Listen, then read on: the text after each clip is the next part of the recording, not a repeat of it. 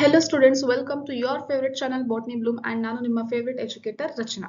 So part 1, part 2 molecular bits of inheritance upload ಮಾಡಿ ಆಗಿದೆ. So this is the part 3 of this lesson. So ಈ part ಅಲ್ಲಿ ನಾವು major ಆಗಿ replication, semi-conservative method of replication ಅಂದ್ರೆ Michelson and Stahl method ಅದ್ರ ಜೊತೆಗೆ replication actual process ಏನಿದೆ ಅದನ್ನು ಕೂಡ detail ಆಗಿ discuss ಮಾಡ್ಲಿಕ್ಕೆ ಇದೀವಿ. So let's begin with which is the best genetic material. DNA ನ RNA ನ DNA RNA ಎರಡು ಜೆನೆಟಿಕ್ ಮೆಟೀರಿಯಲ್ ಇದೆ ಅಂತ ಗೊತ್ತಾಗಿದೆ. ಯಾವಾಗ ಕೊನೆಗೆ ಲಾಸ್ಟ್ ವಿಡಿಯೋದಲ್ಲಿ ನಾವು ಡಿಸ್ಕಸ್ ಮಾಡಿದ್ವಲ್ಲ, ಏನು ಹರ್ಷಿ ಅಂಡ್ ಚೇಸ್ ಎಕ್ಸ್ಪೆರಿಮೆಂಟ್ ಅಲ್ಲಿ ಒಂದು ಫಿಕ್ಸ್ ಆಗಿದೆ, ಏನಂತ unequivocal proof that DNA is the genetic material ಅಂತ ಹೇಳಿ ಗೊತ್ತಾಯ್ತು. ಜೆನೆಟಿಕ್ ಮೆಟೀರಿಯಲ್ ಪ್ರೋಟೀನ್ ಅಲ್ಲ, DNA ಅಂತ ಹೇಳಿ ಕನ್ಫರ್ಮ್ ಆಗಿದೆ. ಬಟ್ ಜೆನೆಟಿಕ್ ಮೆಟೀರಿಯಲ್ ಇನ್ನೊಂದನ್ನು ಕೂಡ ಇದೆ. ಕೆಲವೊಂದು ಆರ್ಗಾನಿಸಮ್ಸ್ ಅಲ್ಲಿ ಲೈಕ್ ವೈರಸಸ್ RNA ಕೂಡ ಏನಿದೆ ಜೆನೆಟಿಕ್ ಮೆಟೀರಿಯಲ್ ಇದೆ. ಹಂಗಂದ್ರೆ DNA ಒಳ್ಳೆ genetic material, RNA best genetic material. ಯಾವ್ದು ಫಸ್ಟ್ ಬಂದಿದ್ದು? DNA ಫಸ್ಟ್ ಇತ್ತ, RNA ಫಸ್ಟ್ ಇತ್ತ ಫಸ್ಟಿಗೆ ಎವಲ್ಯೂಷನ್ ಆಗ್ಬೇಕಾದ್ರೆ ಅಂತ ಹೇಳಿ ಡೀಟೇಲ್ ಆಗಿ ಡಿಸ್ಕಸ್ ಈಗ ಮಾಡ್ಲಿಕ್ಕೆ ಇದೀವಿ. ಓಕೆನಾ? ಸೊ DNA ಮತ್ತೆ RNA ಯಾವ್ದಾದ್ರೂ ಇರ್ಲಿ ಜೆನೆಟಿಕ್ ಮೆಟೀರಿಯಲ್ ಅಂತ ಅನ್ಸ್ಕೋಬೇಕು ಅಂತಂದ್ರೆ ಕೆಲವೊಂದು ಕ್ಯಾರೆಕ್ಟರ್ಸ್ ಇರ್ಬೇಕು ಅದ್ರಲ್ಲಿ. ಓಕೆನಾ?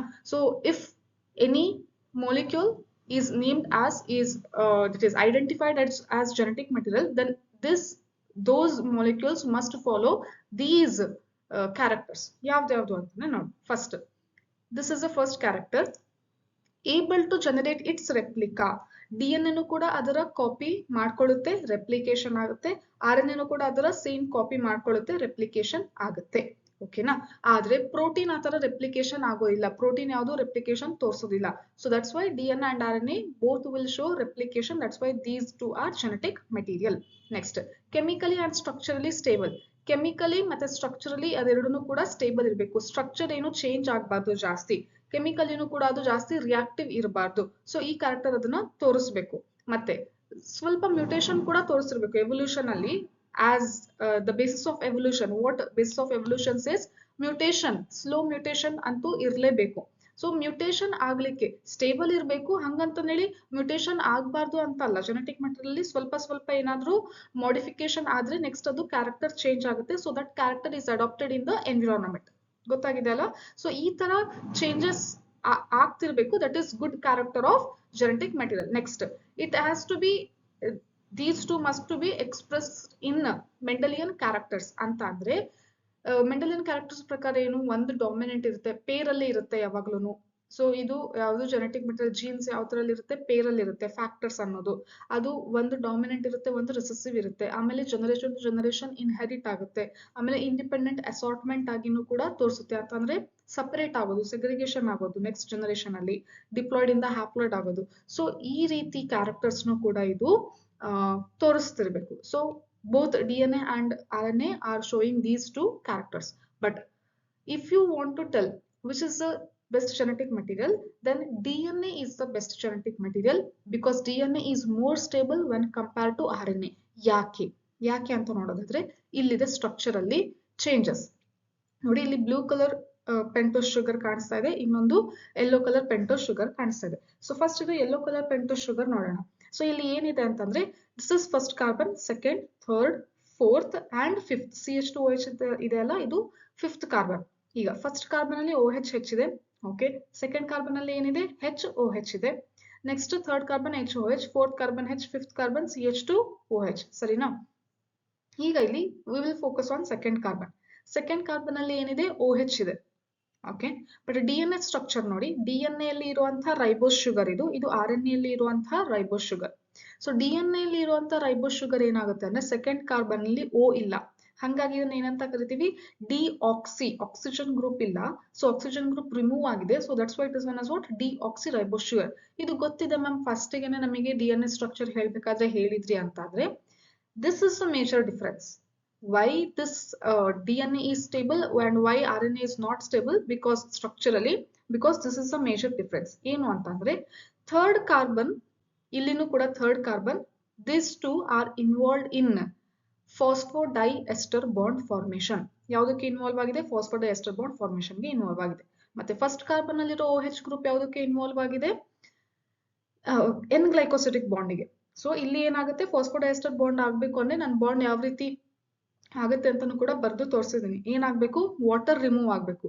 ಸೊ ವಾಟರ್ ರಿಮೂವ್ ಅಂದ್ರೆ ಇಲ್ಲಿ ಈ ಈ OH ಇದೆಯಲ್ಲ, ಇದು OH ರಿಮೂವ್ ಆಗ್ಬಿಟ್ಟು ಏನಾಗುತ್ತೆ, ದಟ್ ಈಸ್ ವಾಟರ್ ರಿಮೂವ್ ಆಗಿ ಏನು ಬಾಂಡ್ ಫಾರ್ಮೇಶನ್ ಆಗುತ್ತೆ, ಫಾಸ್ಫೋಡೈಎಸ್ಟರ್ ಬಾಂಡ್. ಇಲ್ಲಿ ಯಾವ ಬಾಂಡ್ ಫಾರ್ಮೇಶನ್ ಆಗ್ತಾ ಇದೆ, ಎನ್ ಗ್ಲೈಕೋಸಿಡಿಕ್ ಬಾಂಡ್ ಅಂತ. ಅಂದ್ರೆ ಫಸ್ಟ್ ಕಾರ್ಬನ್ ಮತ್ತೆ ಥರ್ಡ್ ಕಾರ್ಬನ್ ಅಲ್ಲಿ ಇರುವಂತ OH ಯಾವುದಕ್ಕೆ ಇನ್ವಾಲ್ವ್ ಆಗಿದೆ, ಬಾಂಡ್ ಫಾರ್ಮೇಶನ್ ಗೆ ಇನ್ವಾಲ್ವ್ಮೆಂಟ್ ತೋರಿಸ್ತಾ ಇದೆ. ಆದ್ರೆ ಇಲ್ಲಿದೆ ನೋಡಿ, ಸೆಕೆಂಡ್ ಕಾರ್ಬನ್ ಅಲ್ಲಿ ಇರೋ OH ಇದು ಖಾಲಿ ಇದೆ, ಇದಕ್ ಮಾಡಕ್ ಏನು ಕೆಲಸ ಇಲ್ಲ. ಈಗ ಇದು OH ಖಾಲಿ ಇರೋದ್ರಿಂದ, ಫ್ರೀ OH ಇರೋದ್ರಿಂದ this is reactive. It will show bond formation. ಇದು ಬೇರೆ ಯಾವ್ದಾದ್ರು ಮಾಲಿಕ್ಯೂಲ್ ಬಂದಿದ ತಕ್ಷಣ it will show bond formation. ಅದ್ರ ಜೊತೆಗೆ ವಾಟರ್ ಮಾಲಿಕ್ಯೂಲ್ ರಿಮೂವ್ ಆಗ್ಬಿಟ್ಟು ಬಾಂಡ್ ಫಾರ್ಮೇಶನ್ ಆಗ್ಬಿಡುತ್ತೆ. Means structurally this is not stable. ಯಾಕೆ, ಇಟ್ ಈಸ್ ರಿಯಾಕ್ಟಿವ್. ಯಾಕೆ ರಿಯಾಕ್ಟಿವ್ ಇದೆ, ಯಾಕಂದ್ರೆ ಇದು ಬಾಂಡ್ ಫಾರ್ಮೇಶನ್ ಆಗ್ತಾ ಇದೆ, ಯಾಕೆ ಫ್ರೀ OH ಇದೆ ಅಂತ ಅರ್ಥ. ಆದ್ರೆ DNA ಅಲ್ಲಿ ಏನಾಗುತ್ತೆ, ಫ್ರೀ OH ಇಲ್ಲ. That's why it is not reactive. Structurally this is not reactive. So ಇದು ಒಂದು ರೀಸನ್ ಆಯ್ತು. ಇನ್ನೊಂದು ಏನ್ ರೀಸನ್ ಅಂತ ಅಂದ್ರೆ, ನೀವು DNA ಮತ್ತೆ RNA ಸ್ಟ್ರಕ್ಚರ್ ನೋಡಿದಾಗ ನೈಟ್ರೋಜನ್ ಬೇಸಿಸ್ಗೆ ಫೋಕಸ್ ಮಾಡ್ತಿದ್ದೀನಿ ಈಗ. ಸೊ ನೈಟ್ರೋಜನ್ ಬೇಸಿಸ್ DNA ಅಲ್ಲಿ ಯಾವ್ದಿದೆ, ಅಡೆನಿನ್, ಗ್ವಾನಿನ್, ಸೈಟೋಸಿನ್, ಥೈಮಿನ್. ಅದೇ RNA ಅಲ್ಲಿ ಯಾವ್ದಿದೆ, ಅಡೆನಿನ್, ಗ್ವಾನಿನ್, ಸೈಟೋಸಿನ್, ಥೈಮಿನ್ ಬದಲು ಏನಿರುತ್ತೆ, ಯುರಾಸಿಲ್ ಇರುತ್ತೆ. So this uracil is present in RNA and uracil is not present in DNA. So DNA ಅಲ್ಲಿ ಏನಿದೆ, ಥೈಮಿನ್ ಇದೆ. Thymine DNA ಅಲ್ಲಿ ಇರೋದ್ರಿಂದನೇ DNA ಈಸ್ ಸ್ಟೇಬಲ್. ಯಾಕೆ ಅಂತ ಅಂದ್ರೆ, ನೀವು ಹೈಯರ್ ಸ್ಟಡೀಸ್ ಅಲ್ಲಿ ಇದನ್ನ ನೀವು ಓದ್ತೀರಾ. ಸೊ ಅವಾಗ ನಿಮಗೆ ಅದು ಲೆಸನ್ ಅಲ್ಲಿ ಡಿಸ್ಕಷನ್ ಇದೆ. ಸೊ ಏನು ಅಂತ ಅಂದ್ರೆ, thymine is used for repair mechanism. DNA ಅಲ್ಲಿ ಏನಾದ್ರೂ ಜೆನೆಟಿಕ್ ಮೆಟೀರಿಯಲ್ ಏನಾದ್ರೂ ಡ್ಯಾಮೇಜ್ ಆದ್ರೆ ಅದು ರಿಪೇರ್ ಮಾಡ್ಲಿಕ್ಕೆ ಯೂಸ್ ಆಗುತ್ತೆ. But uracil is not. Uracil repair ಮೆಕ್ಯಾನಿಸಮ್ಗೆ ಯೂಸ್ ಆಗೋದಿಲ್ಲ. So that's why this RNA structure is not structurally that much stable when compared to DNA. ಸರಿನಾ, ಇದು ಒಂದಾಯ್ತು ರೀಸನ್. ಮತ್ತೆ RNA ಇದೆಯಲ್ಲ, RNA sometimes acts as an enzyme. Usually what is enzyme? Generally what is enzyme? Enzyme ಅಂತ ಕೇಳಿದ್ರೆ ಏನಂತ ಹೇಳ್ತೀರಾ, protein. Tertiary structure of protein ಇದೆಯಲ್ಲ, globular structure ಇರ್ತಲ್ಲ, ಬಯೋಮಾಲಿಕ್ಯೂಲ್ಸ್ ನೆನಪು ಮಾಡ್ಕೊಳ್ಳಿ. ಸೊ ದಟ್ ಸ್ಟ್ರಕ್ಚರ್ ಪ್ರೋಟೀನ್ ಏನಾಗುತ್ತೆ, ಎನ್ಸೈಮ್ ಆಗುತ್ತೆ, ಹೌದಾ. ಬಟ್ ಕೆಲವೊಂದ್ಸರಿ ಏನಾಯ್ತು, ಈ ಜೆನೆಟಿಕ್ ಮೆಟೀರಿಯಲ್ RNA ಇದೆಯಲ್ಲ, it is acting as an enzyme and that is known as ribozyme. ಓಕೆನಾ. ಇದು ನೆಕ್ಸ್ಟ್ ಟ್ರಾನ್ಸ್ಲೇಷನ್ ಹೇಳ್ಬೇಕಾದ್ರೆ ಮತ್ತೆ ಇದನ್ನ ರಿಪೀಟ್ ಮಾಡೋಣ. ಸೊ ನಾವು you just understand that one RNA is present and this RNA is acting as an enzyme and that one RNA is known as what, ribozyme. ಅಂತ ಅಂದ್ರೆ ಇದು ಏನ್ ವರ್ಕ್ ಮಾಡ್ತಾ ಇದೆ, ಕೆಟಲಿಟಿಕ್ ಆಕ್ಟಿವಿಟಿ ತೋರಿಸ್ತಾ ಇದೆ. ಕೆಟಲಿಟಿಕ್ ಆಕ್ಟಿವಿಟಿ ಅಂತ ಅಂದ್ರೆ ಏನು, ರಿಯಾಕ್ಷನ್ ನ ಸ್ಪೀಡ್ ಮಾಡೋದು, ಎನ್ಹಾನ್ಸ್ ಮಾಡೋದು. ಈ ಕೆಲಸ ಯಾರು ಮಾಡೋದು, ಯಾವಾಗ್ಲೂ ಎನ್ಸೈಮ್ಸ್ ಮಾಡುತ್ತೆ ಅಲ್ವಾ. ಸೊ ಎನ್ಸೈಮ್ ಕೆಲಸ ಏನು, ಸಬ್ಸ್ಟ್ರೇಟ್ ಇಂದ ಏನಾಗುತ್ತೆ, ಪ್ರಾಡಕ್ಟ್ ಮಾಡೋದ್ರಲ್ಲಿ ಎನ್ಸೈಮ್ ಹೆಲ್ಪ್ ಮಾಡುತ್ತೆ. ಫಾಸ್ಟ್ ಆಗಿ ಆ ಪ್ರೊಸೆಸ್ ಆಗ್ಲಿಕ್ಕೆ ಎನ್ಸೈಮ್ ಬೇಕಾಗುತ್ತೆ. ಸೊ ಈ ಎನ್ಸೈಮ್ ಕೆಲಸ ಯಾರು ಮಾಡ್ತಾ ಇರೋದು, that is RNA. Means it is showing catalytic activity rather than genetic material also. Genetic material ಅಲ್ಲದೇನೆ ಕೆಟಲಿಟಿಕ್ ಆಕ್ಟಿವಿಟಿ ಕೂಡ ತೋರಿಸ್ತಾ ಇದೆ. So that's why it is not that much stable when compared to DNA. And another thing is this RNA is usually present in viruses, where viruses genetic material is very small and the organism is also very small. So this small organism multiply in very fast manner and it will mutate in very fast manner. ನಮಗೆ Covid time ಅಲ್ಲಿ ಗೊತ್ತಾಗಿದೆ ಎಷ್ಟೆಷ್ಟು RNA ಇದು Covid virus ನ strains ಬಂದಿದೆ, ಹೌದಾ. Delta, beta, ಏನೇನೇನೋ ಏನು strains ಎಲ್ಲ ಬಂದಿದೆ. ಯಾಕೆ ಅಷ್ಟೊಂದು ಚೇಂಜ್ ಆಗಿದೆ ಅಂತಂದ್ರೆ, ಮ್ಯೂಟೇಶನ್ ಆಗುತ್ತೆ, ಬೇಗ ಬೇಗ ಮ್ಯೂಟೇಶನ್ ಆಗುತ್ತೆ. ಯೂಶಲಿ ಏನು ಸ್ಲೋ ಮ್ಯೂಟೇಶನ್ ತೋರಿಸ್ಬೇಕು, ಬಟ್ RNA ಹಂಗಲ್ಲ, ಬೇಗ ಮ್ಯೂಟೇಟ್ ಆಗುತ್ತೆ. ಯಾಕೆ ಬೇಗ ಮ್ಯೂಟೇಟ್ ಆಗ್ತಾ ಇದೆ ಅಂದ್ರೆ, ಅದು ಸ್ಟೇಬಲ್ ಇಲ್ಲ ಅಲ್ವಾ. ಅದು ಸ್ಟೇಬಲ್ ಇಲ್ಲದೆ ಕಾರಣ ಅದು ಬೇಗ ಮ್ಯೂಟೇಟ್ ಆಗ್ತಾ ಇದೆ. So this is not that much stable when compare to DNA. So DNA compare ಮಾಡಿದ್ರೆ RNA ಅಷ್ಟೊಂದು ಸ್ಟೇಬಲ್ ಇಲ್ಲ. ಇದೆಲ್ಲ ಇದಕ್ಕೆ ರೀಸನ್ ನೋಡಿ. ಒಂದು OH ಗ್ರೂಪ್ ಇದೆ, ಅದು ಡಿಗ್ರೇಡಬಲ್ ಇರುತ್ತೆ. ನೆಕ್ಸ್ಟ್ RNA ಏನು ಕೆಟಲಿಟಿಕ್ ಆಕ್ಟಿವಿಟಿ ತೋರಿಸುತ್ತೆ, ಮತ್ತೆ ಯುರಾಸಿಲ್ ಇರೋದ್ರಿಂದ ನೆಕ್ಸ್ಟ್ ಇದು ಬಹಳ ಬೇಗ ಮ್ಯೂಟೇಟ್ ಆಗುತ್ತೆ. So these are the main reasons. Because of all these reasons, RNA is not considered as that much good genetic material. ಓಕೆನಾ. ಬಟ್ ಎರಡೂನು ಕೂಡ ಏನು ಅಂತ ಅಂದ್ರೆ, ಅಷ್ಟೊಂದು ಚೇಂಜಸ್ ಆಗೋದಿಲ್ಲ, ಏನು ಜನರೇಷನ್ ಟು ಜನರೇಷನ್. ಸಪೋಸ್ ಈಗ ಒಂದು ಆರ್ಗಾನಿಸಮ್ ತಗೊಂಡ್ರೆ, ಚಿಕ್ಕವರಿದ್ದಾಗ ಜೆನೆಟಿಕ್ ಮೆಟೀರಿಯಲ್ ಹೇಗಿರ್ತೋ ಅದೇ ತರ ಏಜ್ ಆದ್ಮೇಲೂ ಕೂಡ ಇರ್ತದೆ. ಅಲ್ಲಿ ಏನಾದ್ರು ಥೈಮಿನ್ ಬದಲಿ ಬೇಡ ನನಗೆ DNA ಅಲ್ಲಿ ಥೈಮಿನ್ ಬದಲಿ ಯುರಾಸಿಲ್ ಹಾಕೋಣ ಅಂತೇಳಿ ಯುರಾಸಿಲ್ ಆಡ್ ಆಗುತ್ತಾ, genetic material? No. Means there is no changes physiologically. Okay, there is no changes in genetic material from generation to generation. So ಇದು ಇರಬೇಕು. ಯಾವುದು ಜೆನೆಟಿಕ್ ಮೆಟೀರಿಯಲ್ ಅಂತ ಅನ್ಸ್ಕೋಬೇಕು ಅಂದ್ರೆ ಈ ಕ್ಯಾರೆಕ್ಟರ್ ಕೂಡ ಇರಬೇಕು. ಸೊ ಕೆಮಿಕಲಿನೂ ಕೂಡ ಅದು ಏನಿರಬೇಕು, ಸ್ಟ್ರಕ್ಚರಲ್ನು ಕೂಡ ಏನಿರಬೇಕು, ಸ್ಟೇಬಲ್ ಇರಬೇಕು. ಬಟ್ ಯಾವ್ದು ಬೆಸ್ಟ್ ಅಂತ ಕೇಳಿದಾಗ DNA is a best genetic material ಅಂತ ಹೇಳ್ತೀವಿ. ಹಂಗಂದ್ರೆ ಬಟ್ ಎರಡಕ್ಕೂ ಸಮಾಧಾನ ಮಾಡ್ಬೇಕಲ್ಲ. ಸೊ ಈಗ ಎರಡೂನು ಫೈಟ್ ಮಾಡ್ತಾ ಇದೆ, DNA ಮತ್ತೆ RNA ಯಾವ್ದು ಬೆಸ್ಟ್ ಜೆನೆಟಿಕ್ ಮೆಟೀರಿಯಲ್ ಅಂತ ಹೇಳಿ ಫೈಟ್ ಮಾಡ್ತಾ ಇದೆ. So we should give answer so that ಎರಡೂನು ಕೂಡ ಏನಾಗ್ಬೇಕು, ಸಮಾಧಾನ ಆಗ್ಬೇಕು. ಕಾನ್ಸಲೇಷನ್ ಪ್ರೈಸ್, ಸಮಾಧಾನಕರ ಬಹುಮಾನ ಕೊಡ್ಬೇಕೀಗ ಎರಡಕ್ಕೂ. ಏನು ಅಂತ ಹೇಳ್ತಾರೆ, yes both DNA and RNA are genetic material, but when you consider DNA is the best genetic material for storage of information. ಒಂದು ಜನರೇಷನ್ ಇನ್ನೊಂದು ಜನರೇಷನ್ಗೆ ಕರೆಕ್ಟ್ ಆಗಿ ಇನ್ಫಾರ್ಮೇಶನ್ ಏನ್ ಮಾಡುತ್ತೆ, ಸ್ಟೋರ್ ಮಾಡ್ಕೊಂತ ಬರುತ್ತೆ. RNA ಸ್ವಲ್ಪ ಬೇಗ ಮ್ಯೂಟೇಷನ್ ಆಗೋದ್ರಿಂದ, ಮ್ಯೂಟೇಷನ್ ತೋರಿಸೋದ್ರಿಂದ it will not that much good for storage of information. But RNA is good for transmitting information from generation to generation. ಏನು ಇದು ಅಂತ ಅಂದ್ರೆ ಟ್ರಾನ್ಸ್ಮಿಷನ್ ಆಫ್ ಇನ್ಫಾರ್ಮೇಶನ್ ಅಂತಂದ್ರೆ, ಈಗ ನೋಡಿ RNA ಇಂದ ನೆಕ್ಸ್ಟ್ ಏನಾಗುತ್ತೆ, ಪ್ರೋಟೀನ್ ಆಗುತ್ತೆ. ಅಂದ್ರೆ RNA ಅಲ್ಲಿ ಇರುವಂತ ಇನ್ಫಾರ್ಮೇಶನ್ ಟ್ರಾನ್ಸ್ಮಿಟ್ ಆಗಿ ಏನಾಯ್ತು, ಪ್ರೋಟೀನ್ ಆಯ್ತು. ಪ್ರೋಟೀನ್ ನೆಕ್ಸ್ಟ್ ಏನಾಗುತ್ತೆ, ಒಂದು ಕ್ಯಾರೆಕ್ಟರ್ ಫಾರ್ಮೇಶನ್ ಆಗುತ್ತೆ. ಸಪೋಸ್ ಈಗ ಒಂದು ಆರ್ಗಾನಿಸಮ್ ಅಲ್ಲಿ ಹ್ಯೂಮನ್ಸ್ ಅಲ್ಲೇ ತಗೊಂಡ್ರೆ ಬ್ಲೂ ಐ ಕಲರ್ ಇದೆ ಅವರಲ್ಲಿ ಅಂತಂದ್ರೆ, because of that information is transmitted from RNA to which form, protein. That's why protein is expressed in the form of character. ಗೊತ್ತಾಗ್ತಿದೆನಾ? ಸೊ ಟ್ರಾನ್ಸ್ಮಿಷನ್ ಆಫ್ ಕ್ಯಾರೆಕ್ಟರ್ಗೆ, ಟ್ರಾನ್ಸ್ಮಿಷನ್ ಆಫ್ ಇನ್ಫಾರ್ಮೇಶನ್ಗೆ best genetic material ಯಾವುದು, RNA. ಅದೇ DNA ಹಂಗ್ ಮಾಡಕ್ ಬರಲ್ಲ. DNA ಏನ್ ಬರುತ್ತೆ, ಬರೇ DNA ಇಂದ DNA ರೆಪ್ಲಿಕೇಟ್ ಆಗುತ್ತೆ, DNA ಇಂದ RNA ಆಗುತ್ತೆ ಅಷ್ಟೇ. ಬಟ್ RNA ಏನಾಗುತ್ತೆ ನೆಕ್ಸ್ಟ್, ಪ್ರೋಟೀನ್ ಆಗೋದು. This is what we have discussed in the central dogma of molecular biology. So ಇದನ್ನು ಕೂಡ ಫಸ್ಟ್ ಕ್ಲಾಸ್ ಅಲ್ಲಿ ನಾವು ಡಿಸ್ಕಸ್ ಮಾಡಿದ್ವಿ. ಸೆಂಟ್ರಲ್ ಡಾಗ್ಮಾ ಅಂತ ಅಂದ್ರೇನು ಇದೆ. ಸೊ ಈ ಎಲ್ಲ ಲೆಸನ್ ಅಲ್ಲಿ ಯಾವ ರೀತಿ ಇದೆ ಕಾನ್ಸೆಪ್ಟ್ಸ್ ಅಂತಂದ್ರೆ ಒಂದಕ್ಕೊಂದು ಇಂಟರ್ಲಿಂಕ್ ಇದೆ. ನೀವು ಫಸ್ಟ್ ಪಾರ್ಟ್ ನೋಡಿಲ್ಲ ಅಂತಂದ್ರೆ ಸೆಕೆಂಡ್ ಪಾರ್ಟ್ ನಿಮಗೆ ಅಷ್ಟೊಂದು ಅರ್ಥ ಆಗೋದಿಲ್ಲ. ಸೆಕೆಂಡ್ ಪಾರ್ಟ್ ನೋಡಿಲ್ಲ ಅಂದ್ರೆ ಅಗೇನ್ ಥರ್ಡ್ ಪಾರ್ಟ್ ಅರ್ಥ ಆಗೋದಿಲ್ಲ. ಥರ್ಡ್ ಪಾರ್ಟ್ ನಿಮಗೆ ಕಂಪ್ಲೀಟ್ ಅರ್ಥ ಆಗ್ಬೇಕು ಅಂದ್ರೆ ಫಸ್ಟ್ ಅಂಡ್ ಸೆಕೆಂಡ್ ಪಾರ್ಟ್ ನೋಡಿರ್ಬೇಕು ಲೆಸನ್ ಇಂದು. ಓಕೆನಾ? ಸೊ ಆ ತರ ಇದೆ. ಸೊ ಲಾಸ್ಟಿಗೆ ಪೂರ್ತಿ 10 ಪಾರ್ಟ್ಸ್ ಕೂಡ ನೀವು 10 or 9 ಪಾರ್ಟ್ಸ್ ಅಲ್ಲಿ ನಾನು ಫಿನಿಶ್ ಮಾಡ್ತೀನಿ. ಸೊ ಅಷ್ಟು ನೋಡಿದ್ಮೇಲೆ ನಿಮಗೆ ಐಡಿಯಾ ಬರುತ್ತೆ ಕಂಪ್ಲೀಟ್ ಲೆಸನ್ ಇಂದು ಯಾವ ರೀತಿ ಒಂದಕ್ಕೊಂದು ಇಂಟರ್ಲಿಂಕ್ ಇದೆ ಅಂತ ಹೇಳಿ. ಪ್ರತಿಯೊಂದನ್ನು ಕೂಡ ನಿಮಗೆ ಡಾಟ್ಸ್ ಕನೆಕ್ಟ್ ಆಗುತ್ತೆ. ಸರಿನಾ? So this is like connecting dots. ಸರಿನಾ? So this is about next ಏನ್ ಕಾನ್ಸೆಪ್ಟ್ ಇದೆ ಅಂದ್ರೆ RNA ವರ್ಲ್ಡ್. ಸೊ ಏನ್ ಹೇಳ್ತಾರೆ ಅಂತಂದ್ರೆ, DNA ಮೊದಲ RNA ಮೊದಲು ಬಂದಿತ್ತಾ, ಭೂಮಿ ಮೇಲೆ DNA ಮೊದಲು ಬಂದಿತ್ತಾ, RNA ಮೊದಲು ಬಂದಿತ್ತಾ ಅಂತ ಕಾನ್ಸೆಪ್ಟ್ ಇದೆ. ಸೊ ಲೈಕ್ ಏನು ಅಂತಂದ್ರೆ, ಮೊಟ್ಟೆ ಮೊದಲು ಬಂತ, ಕೋಳಿ ಮೊದಲು ಬಂದಿತ್ತಾ ಅಂತ. ಆ ತರನೇ ಇದನ್ನು ಕೂಡ question, DNA first RNA first ಅಂತ. ಸೊ ನಾವು ಕರೆಕ್ಟ್ ಆಗಿ ಸೆಂಟ್ರಲ್ ಡಾಗ್ಮಾ ನೋಡೋದಾದ್ರೆ, RNA ಇಂದ ನೆಕ್ಸ್ಟ್ ಏನಾಗುತ್ತೆ, ಪ್ರೋಟೀನ್ ಆಗುತ್ತೆ. ಪ್ರೋಟೀನ್ ಆದ್ಮೇಲೆ ಕ್ಯಾರೆಕ್ಟರ್ ಎಕ್ಸ್ಪ್ರೆಸ್ ಆಗುತ್ತೆ. So expression of character is depending on protein and protein is depending on RNA. If RNA is a genetic material, then RNA is not depending on DNA. But if DNA is a genetic material, then it will always depend on RNA for the formation of protein.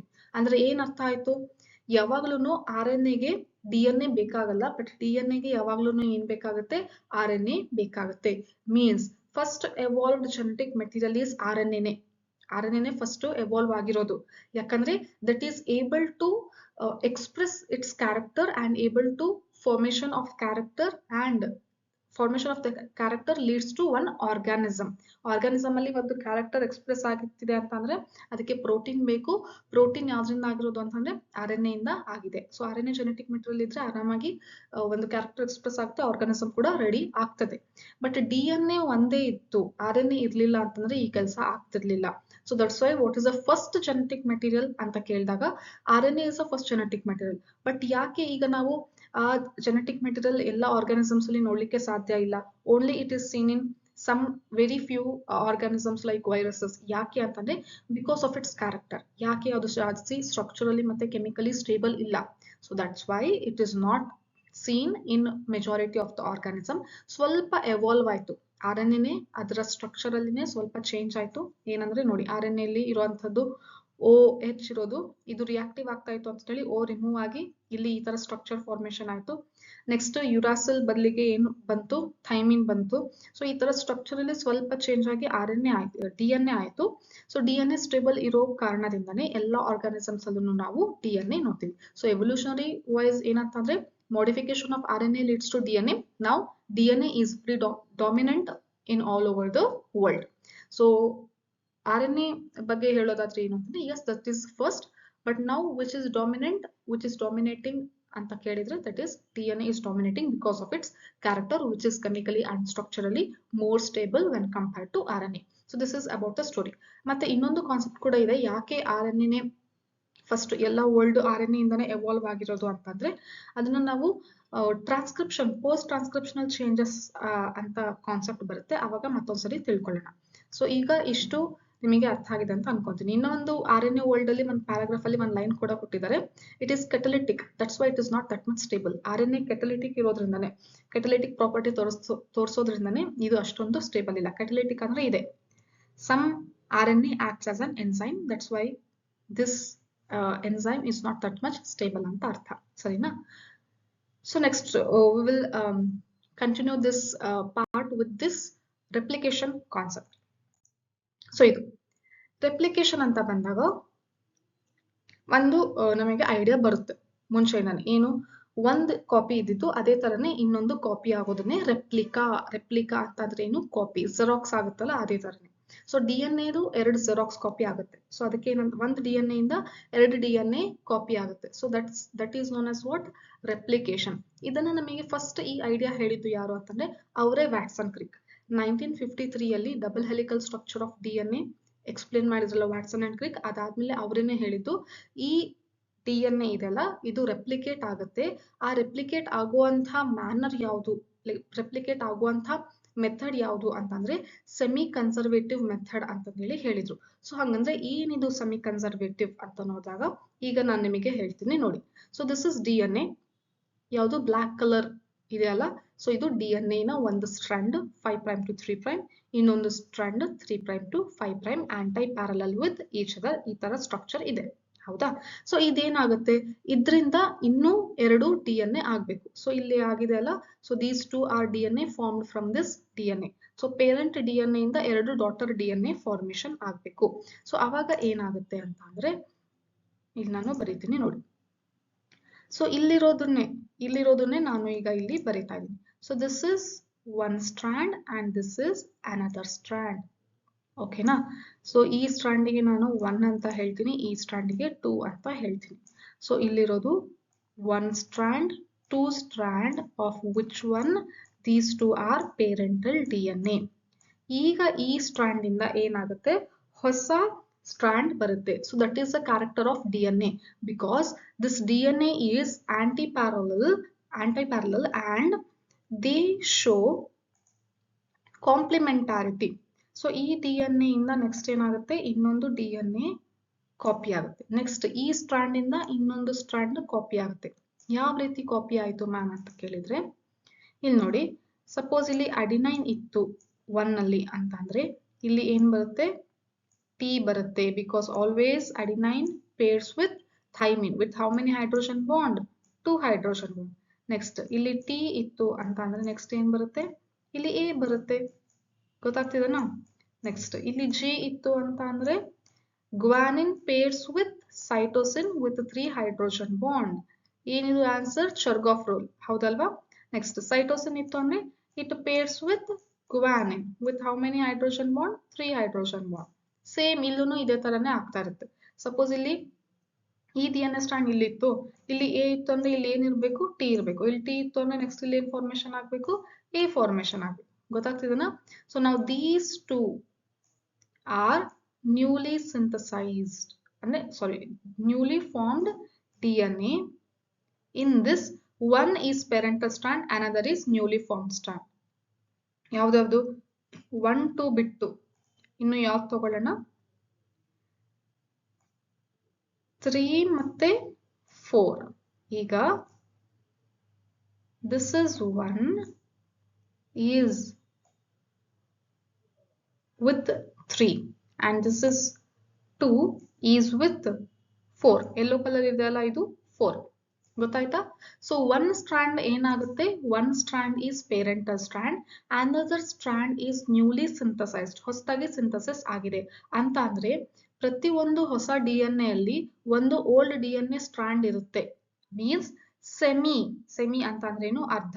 Conserve ಅಂತ ಅಂದ್ರೆ retain ಆಗೋದು, ಉಳ್ಕೊಳ್ಳೋದು. ಅಂದ್ರೆ ಒಂದು strand ಮಾತ್ರ ಉಳ್ಕೊಂತಿದೆ, ಎರಡು ಉಳ್ಕೊಂಡಿದ್ರೆ conservative method ಅಂತ ಹೇಳ್ತಾ ಇದ್ವಿ.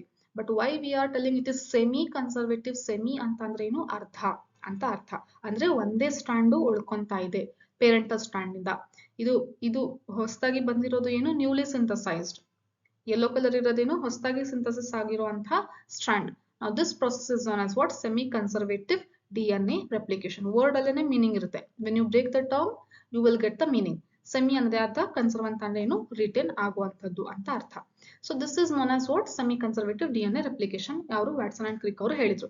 ಬಟ್ ಜನ ನಂಬೇಕಲ್ಲ, ನಮಗೆ ಪ್ರೂಫ್ ಬೇಕು. ನೀವ್ ಹಿಂಗ್ ಹೇಳ್ಬಿಟ್ರೆ ಸರಿನಾ, ನಾವ್ ಹೆಂಗಪ್ಪ ನಂಬೋದು ಅಂತ ಹೇಳಿ ಕ್ವೆಶನ್ ಮಾಡ್ತಾರೆ.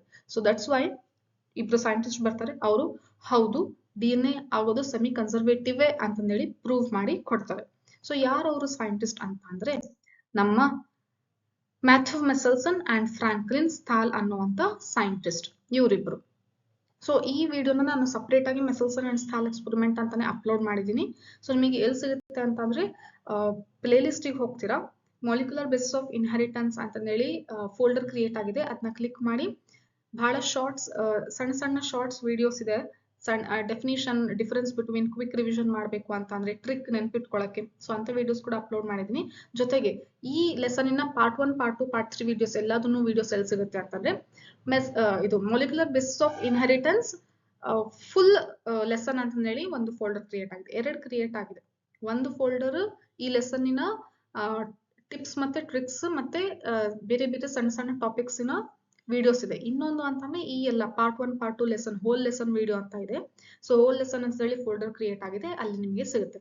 ಅಥವಾ ನಿಮಗೆ ಕನ್ಫ್ಯೂಸ್ ಆಗ್ತಾ ಇದೆ, ಎಲ್ಲಿ ನೋಡ್ಬೇಕು ಗೊತ್ತಾಗ್ತಿಲ್ಲ ಅಂತಂದ್ರೆ, ನಾನು ಇದೇ ವಿಡಿಯೋ ಕೆಳಗಡೆ ಡಿಸ್ಕ್ರಿಪ್ಷನ್ ಬಾಕ್ಸ್ ಬರುತ್ತಲ್ಲ, ಅಲ್ಲಿ ನಾನು ಲಿಂಕ್ ಹಾಕಿರ್ತೇನೆ, ಸರಿನಾ? ಸೊ ಆ ಲಿಂಕ್ ನ ನೀವು ಕ್ಲಿಕ್ ಮಾಡ್ಬಿಟ್ಟು ನೋಡ್ಬೋದು. ಅಥವಾ ಈ ವಿಡಿಯೋ ಎಂಡ್ ಆಗ್ಬೇಕಾದ್ರೆ ಎಂಡ್ ಸ್ಕ್ರೀನ್ ಅಲ್ಲಿ ಚಿಕ್ಕ ಬಾಕ್ಸ್ ಕಾಣಿಸುತ್ತೆ, ವಿಡಿಯೋ ನೇಮ್ಸ್ ಇಂದ ಚಿಕ್ಕ ಬಾಕ್ಸ್ ಕಾಣಿಸುತ್ತೆ. ಸೊ ಅದರಲ್ಲಿ ಮಾಲಿಕ್ಯುಲರ್ ಬೇಸಿಸ್ ಆಫ್ ಇನ್ಹೆರಿಟೆನ್ಸ್ ಅಂತ ಹಾಕಿರ್ತೀನಿ, ಅದನ್ನ ನೀವು ಕ್ಲಿಕ್ ಮಾಡಿ ನೋಡ್ಬೋದು, ಸರಿನಾ? ಸೊ ಈಗ ನೋಡಿ, experimental proof of DNA replicate in semi conservative manner ಅಂತ ಹೇಳಿದವರು ಯಾರು, ಮೆಸೆಲ್ಸನ್ ಅಂಡ್ ಫ್ರಾಂಕ್ಲಿನ್ ಸ್ಥಾಲ್. ಮೆಸೆಲ್ಸನ್ ಅಂಡ್ ಸ್ಥಾಲ್ ಎಕ್ಸ್ಪೆರಿಮೆಂಟ್ ಅಂತ ಕೂಡ ಹೇಳ್ತೀವಿ. ಯಾವ ಇಯರ್ ಅಲ್ಲಿ ಅಂತಂದ್ರೆ 1958.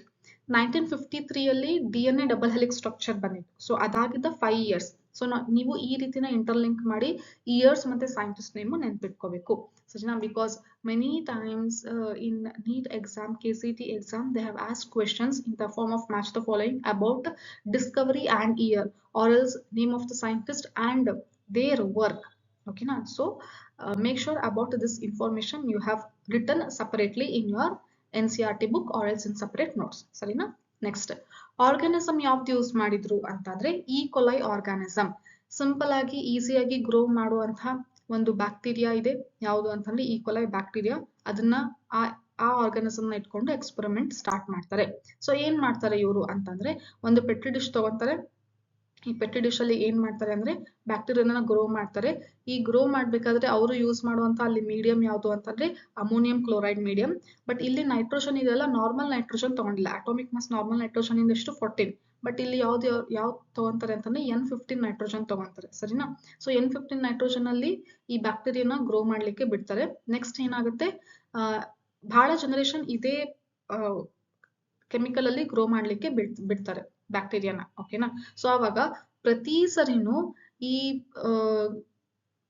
ನೆಕ್ಸ್ಟ್ ಜನರೇಷನ್ ಬ್ಯಾಕ್ಟೀರಿಯಾ ಪ್ರೊಡ್ಯೂಸ್ ಆಗ್ಬೇಕಾದ್ರೆ ಪ್ರತಿ ಸರಿನೂ ಅದರಲ್ಲಿ ಇರುವಂತಹ DNA ಅಲ್ಲಿ, ಬ್ಯಾಕ್ಟೀರಿಯಾದಲ್ಲಿ ಇರುವಂತಹ DNA ಅಲ್ಲಿ ನೈಟ್ರೋಜನ್ ಬೇಸ್ ಇರ್ತದೆ. Adenine, guanine, cytosine, thymine. ಈ ನೈಟ್ರೋಜನ್ ಬೇಸ್ ಅಲ್ಲಿ ಏನಿರುತ್ತೆ, ನೈಟ್ರೋಜನ್ ಇರುತ್ತೆ. ಸೊ ಎಲ್ಲಾ ನೈಟ್ರೋಜನ್ ಕೂಡ ಏನಾಗುತ್ತೆ, N14 ಬದಲಿ ಏನಾಗುತ್ತೆ, N15 ಇನ್ಕಾರ್ಪೊರೇಟ್ ಆಗುತ್ತೆ. ಇನ್ಕಾರ್ಪೊರೇಟ್ ಅಂದ್ರೆ ಅದ್ರೊಳಗಡೆ ಹೋಗಿ ಸೇರ್ಕೊಳ್ಳುತ್ತೆ ಚೆನ್ನಾಗಿ. ಸೊ DNA ನ ಐಸೋಲೇಟ್ ಮಾಡ್ತಾರೆ.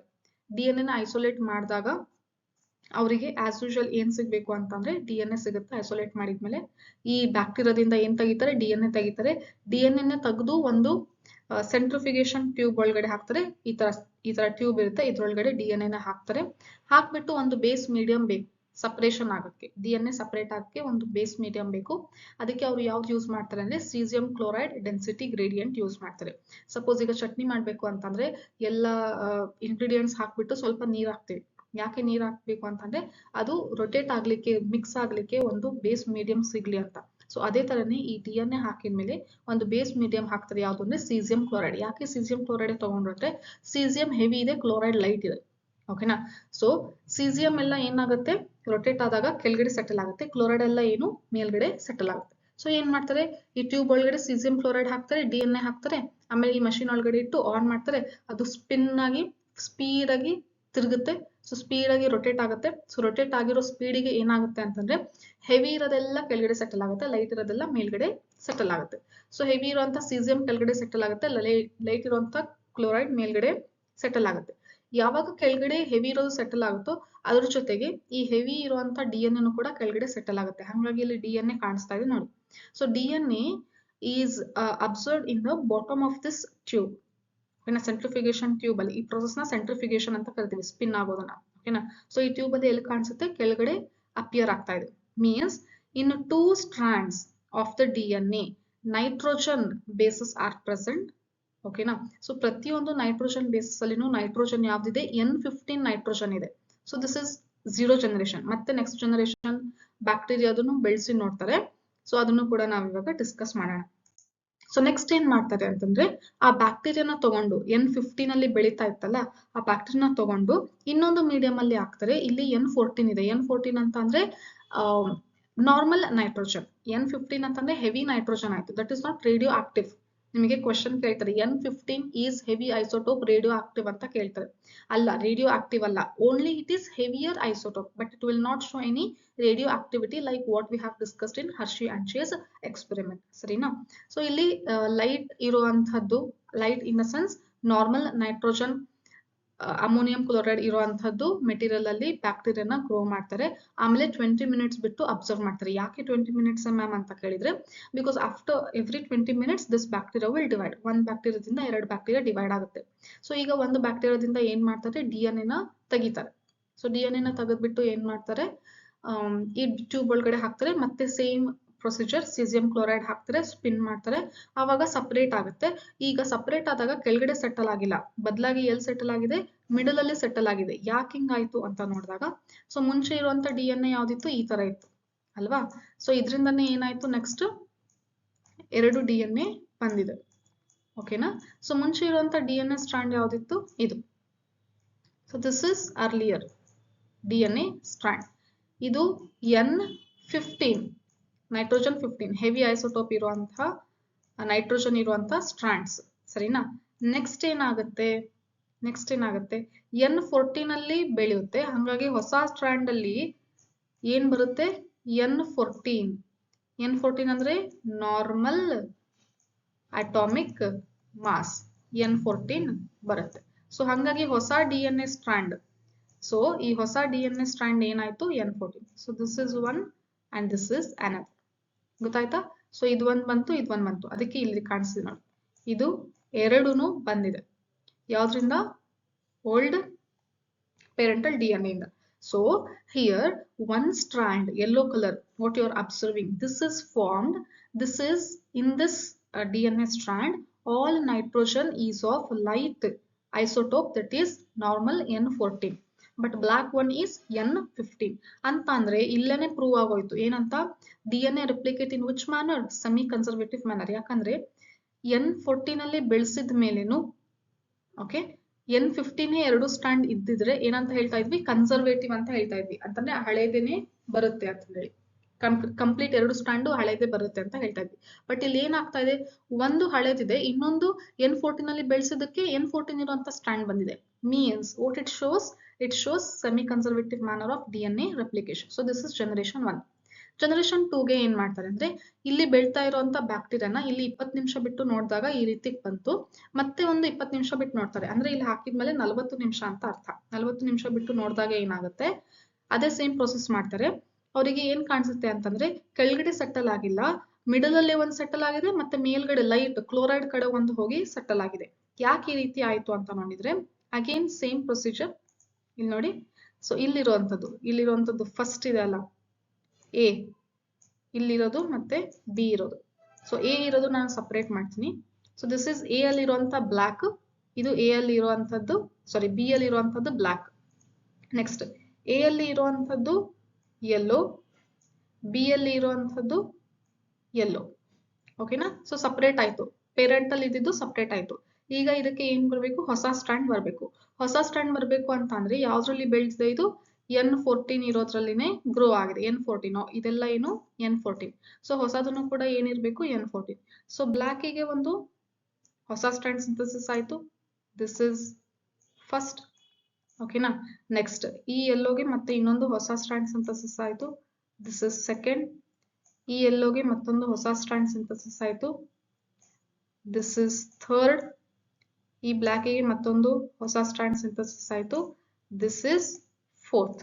ಸೊ ಟೋಟಲ್ ಆಗಿ ಎಷ್ಟು ಬಂತು, ಫಸ್ಟ್ ಒಂದು DNA ಇತ್ತು, ಅಲ್ಲಿಂದ 2 ಬಂತು, 2ರಿಂದ ಮತ್ತೆ 4 ಆಯ್ತು. ಅಂದ್ರೆ 1ರಿಂದ ಯಾವಾಗಲೂ 2 DNA ಆಗುತ್ತಲ್ಲ. ಸೊ ಪ್ರತಿ ಜನರೇಷನ್ ಅಲ್ಲೂ ಏನಾಗ್ತಾ ಇದೆ, 1 to 2, 2 to 4, ನೆಕ್ಸ್ಟ್ ಏನಾಗುತ್ತೆ, ಏನಾಗಬೇಕು 4 to 8 ಆಗ್ಬೇಕು. ಸೊ ಈ ರೀತಿ ಕಂಟಿನ್ಯೂಷನ್ ಆಗುತ್ತೆ. ಬಟ್ ಪ್ರತಿ ಸರಿನೂ ಏನ್ ಕನ್ಸರ್ವ್ ಆಗ್ತಿದೆ, ಪೇರೆಂಟಲ್ ಸ್ಟ್ಯಾಂಡ್ ಕನ್ಸರ್ವ್ ಆಗ್ತಿದೆ. ಹೆವಿ ನೈಟ್ರೋಜನ್ ಅಲ್ಲಿ ಇರುವಂತದ್ದು ಒಂದು ಸ್ಟ್ಯಾಂಡ್ ಹಂಗೆ ಉಳಿತಾ ಇದೆ. ಹಂಗಾಗಿ 2 ಆಲ್ವೇಸ್ ಏನ್ ಬರುತ್ತೆ, ಹೈಬ್ರಿಡ್ ಬರುತ್ತೆ. 2 ಆಲ್ವೇಸ್ ಹೈಬ್ರಿಡ್ ಬರುತ್ತೆ. ಯಾಕೆ ಹೈಬ್ರಿಡ್ ಅಂತ ಅಂದ್ರೆ ಇದು ಒಂದು ಹೆವಿ ಇದೆ, ಒಂದು ಲೈಟ್ ಇದೆ. N15 ಒಂದಿದೆ, N14 ಒಂದಿದೆ. ಒಂದು N15 ಇದೆ, ಒಂದು N14 ಇದೆ. So 2 are always hybrid and another 2 is now newly synthesized. ಮತ್ತೆ ನೆಕ್ಸ್ಟ್ ಜನರೇಷನ್ ನೋಡಿದಾಗ, ಸೊ ದಿಸ್ ಇಸ್ ಜನರೇಷನ್ 2. ಇಲ್ಲಿ ನಿಮಗೆ ಕ್ವೆಶನ್ ಏನ್ ಕೇಳ್ತಾರೆ ಅಂತಂದ್ರೆ, ಹೈಬ್ರಿಡ್ ಮತ್ತೆ ಲೈಟ್ DNA ಇನ ರೇಷಿಯೋ ಎಷ್ಟು? ಹೈಬ್ರಿಡ್ ಎಷ್ಟಿದೆ ನೋಡಿ, 2 ಇದೆ. ಲೈಟ್ DNA ಎಷ್ಟಿದೆ, 2 ಇದೆ. So what is the ratio, 1:1. ಈ ತರ ನಿಮಗೆ ಕ್ವೆಶನ್ ಕೇಳುವಂತ ಚಾನ್ಸಸ್ ಇದೆ. ನೆಕ್ಸ್ಟ್ ಏನ್ ಮಾಡ್ತಾರೆ, ಥರ್ಡ್, ಇದು NCERT ಅಲ್ಲಿ ಕೊಟ್ಟಿಲ್ಲ, ಬಟ್ ನೆಕ್ಸ್ಟ್ ನೀವು ಮತ್ತೊಂದ್ಸರಿ ನೋಡ್ಬೇಕು ಅಂತಂದ್ರೆ 60 ಮಿನಿಟ್ಸ್ ನೋಡಿದ್ಮೇಲೆ 60 ಮಿನಿಟ್ಸ್ಗೆ ಅಬ್ಸರ್ವ್ ಮಾಡಿದ್ರೆ ಅಲ್ಲಿ ಅವಾಗ ಎಷ್ಟಿತ್ತು, 4 ಇತ್ತು. 4ರಿಂದ ಇವಾಗ ಎಷ್ಟಾಗಬೇಕು, 8 ಆಗಬೇಕು. 4 into 2 is 8. ಸರಿನಾ? ಸೊ ಈ 8 ಅಲ್ಲಿ 2 ಏನಿದೆ ಅಗೇನ್ ಹೈಬ್ರಿಡ್ ಇದೆ, ಇನ್ ಮಿಕ್ಕಿದ ಏನಾಗುತ್ತೆ, ಲೈಟ್ ಆಗುತ್ತೆ. ಸೊ ಅಂತ ಅಂದ್ರೆ 2:6. 2:6 ಅಂದ್ರೆ ಏನಾಯ್ತು ರೇಷಿಯೋ, 1:3 ಆಯ್ತು. ಸೊ ಇದೇ ತರ ನೆಕ್ಸ್ಟ್ ಜನರೇಷನ್ ಗೆ ಏನಾಗುತ್ತೆ ಅಂತ ನನಗೆ ಕಮೆಂಟ್ ಅಲ್ಲಿ ತಿಳಿಸಿ. ಅಂತ ಅಂದ್ರೆ ಇಲ್ಲಿ ಎಷ್ಟಿದೆ, 8 ಇದೆನಾ? ಸೊ ನೆಕ್ಸ್ಟ್ ಜನರೇಷನ್ ಗೆ ಎಷ್ಟಾಗುತ್ತೆ, 8 into 2 ಅಂದ್ರೆ ಎಷ್ಟಾಗುತ್ತೆ, ಅದರಲ್ಲಿ ಹೈಬ್ರಿಡ್ ಎಷ್ಟಿದೆ ಮತ್ತೆ ಲೈಟ್ ಎಷ್ಟಿದೆ, ಇದರ ರೇಷಿಯೋ ಏನು ಅಂತಂದೇಳಿ ನನಗೆ ತಿಳಿಸಿ. ಸರಿನಾ? ಸೊ ಈ ತರ ಆಕ್ಚುಲಿ ಕಂಡುಹಿಡಲಿಕ್ಕೆ ಈಗ ಫಾರ್ಮುಲಾ ಹೇಳಿದ್ನಲ್ಲ, ಇಂಟು 2 ಮಾಡ್ಕೋಬೇಕು ಅಂತಂದೇಳಿ. ಸೊ ಆ ತರ ಸಣ್ಣ ಸಣ್ಣ ಟಿಪ್ಸ್ ಆಗಿರ್ಬೋದು, ಟ್ರಿಕ್ಸ್ ಆಗಿರ್ಬೋದು, ಮತ್ತೆ ನೀತಿಗೆ ಯಾವ ರೀತಿ ಪ್ರಿಪರೇಷನ್ ಆಗ್ಬೇಕು ನೀವು ಅಂತಂದೇಳಿ ಪ್ರತಿಯೊಂದನ್ನು ಕೂಡ ನಾನು ಶಾರ್ಟ್ಸ್ ಆಗಿರ್ಬೋದು ಯೂಟ್ಯೂಬ್ ಅಲ್ಲಿ, ಮತ್ತೆ ಇನ್ಸ್ಟಾಗ್ರಾಮ್ ರೀಲ್ಸ್ ಆಗಿರ್ಬೋದು, ಮತ್ತೆ ಈ ರೀತಿ ಇರುವಂತಹ PPT ಮೆಟೀರಿಯಲ್ಸ್ ಇದೆಲ್ಲ, ಸೊ ಇದನ್ನು ಕೂಡ ನಾನು ಟೆಲಿಗ್ರಾಮ್ ಅಲ್ಲಿ ನಾನು ಶೇರ್ ಮಾಡ್ತಾ ಇರ್ತೀನಿ.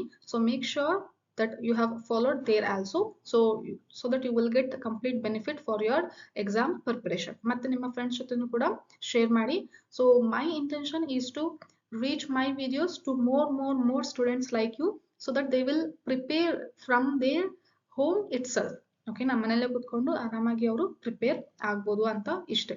ಸೊ ಯಾರೆಲ್ಲ ಇನ್ನೂ ಸಬ್ಸ್ಕ್ರೈಬ್ ಮಾಡಿಲ್ಲ, subscribe this channel and share this with your friend and press the bell icon. So ಪ್ರತಿ ಸರಿ ನಾನು ಹೊಸ ವಿಡಿಯೋ ಹಾಕಿದ್ರೆ ನಿಮಗೆ ಅಲ್ಲೇ ನೋಟಿಫಿಕೇಶನ್ ಬರುತ್ತೆ.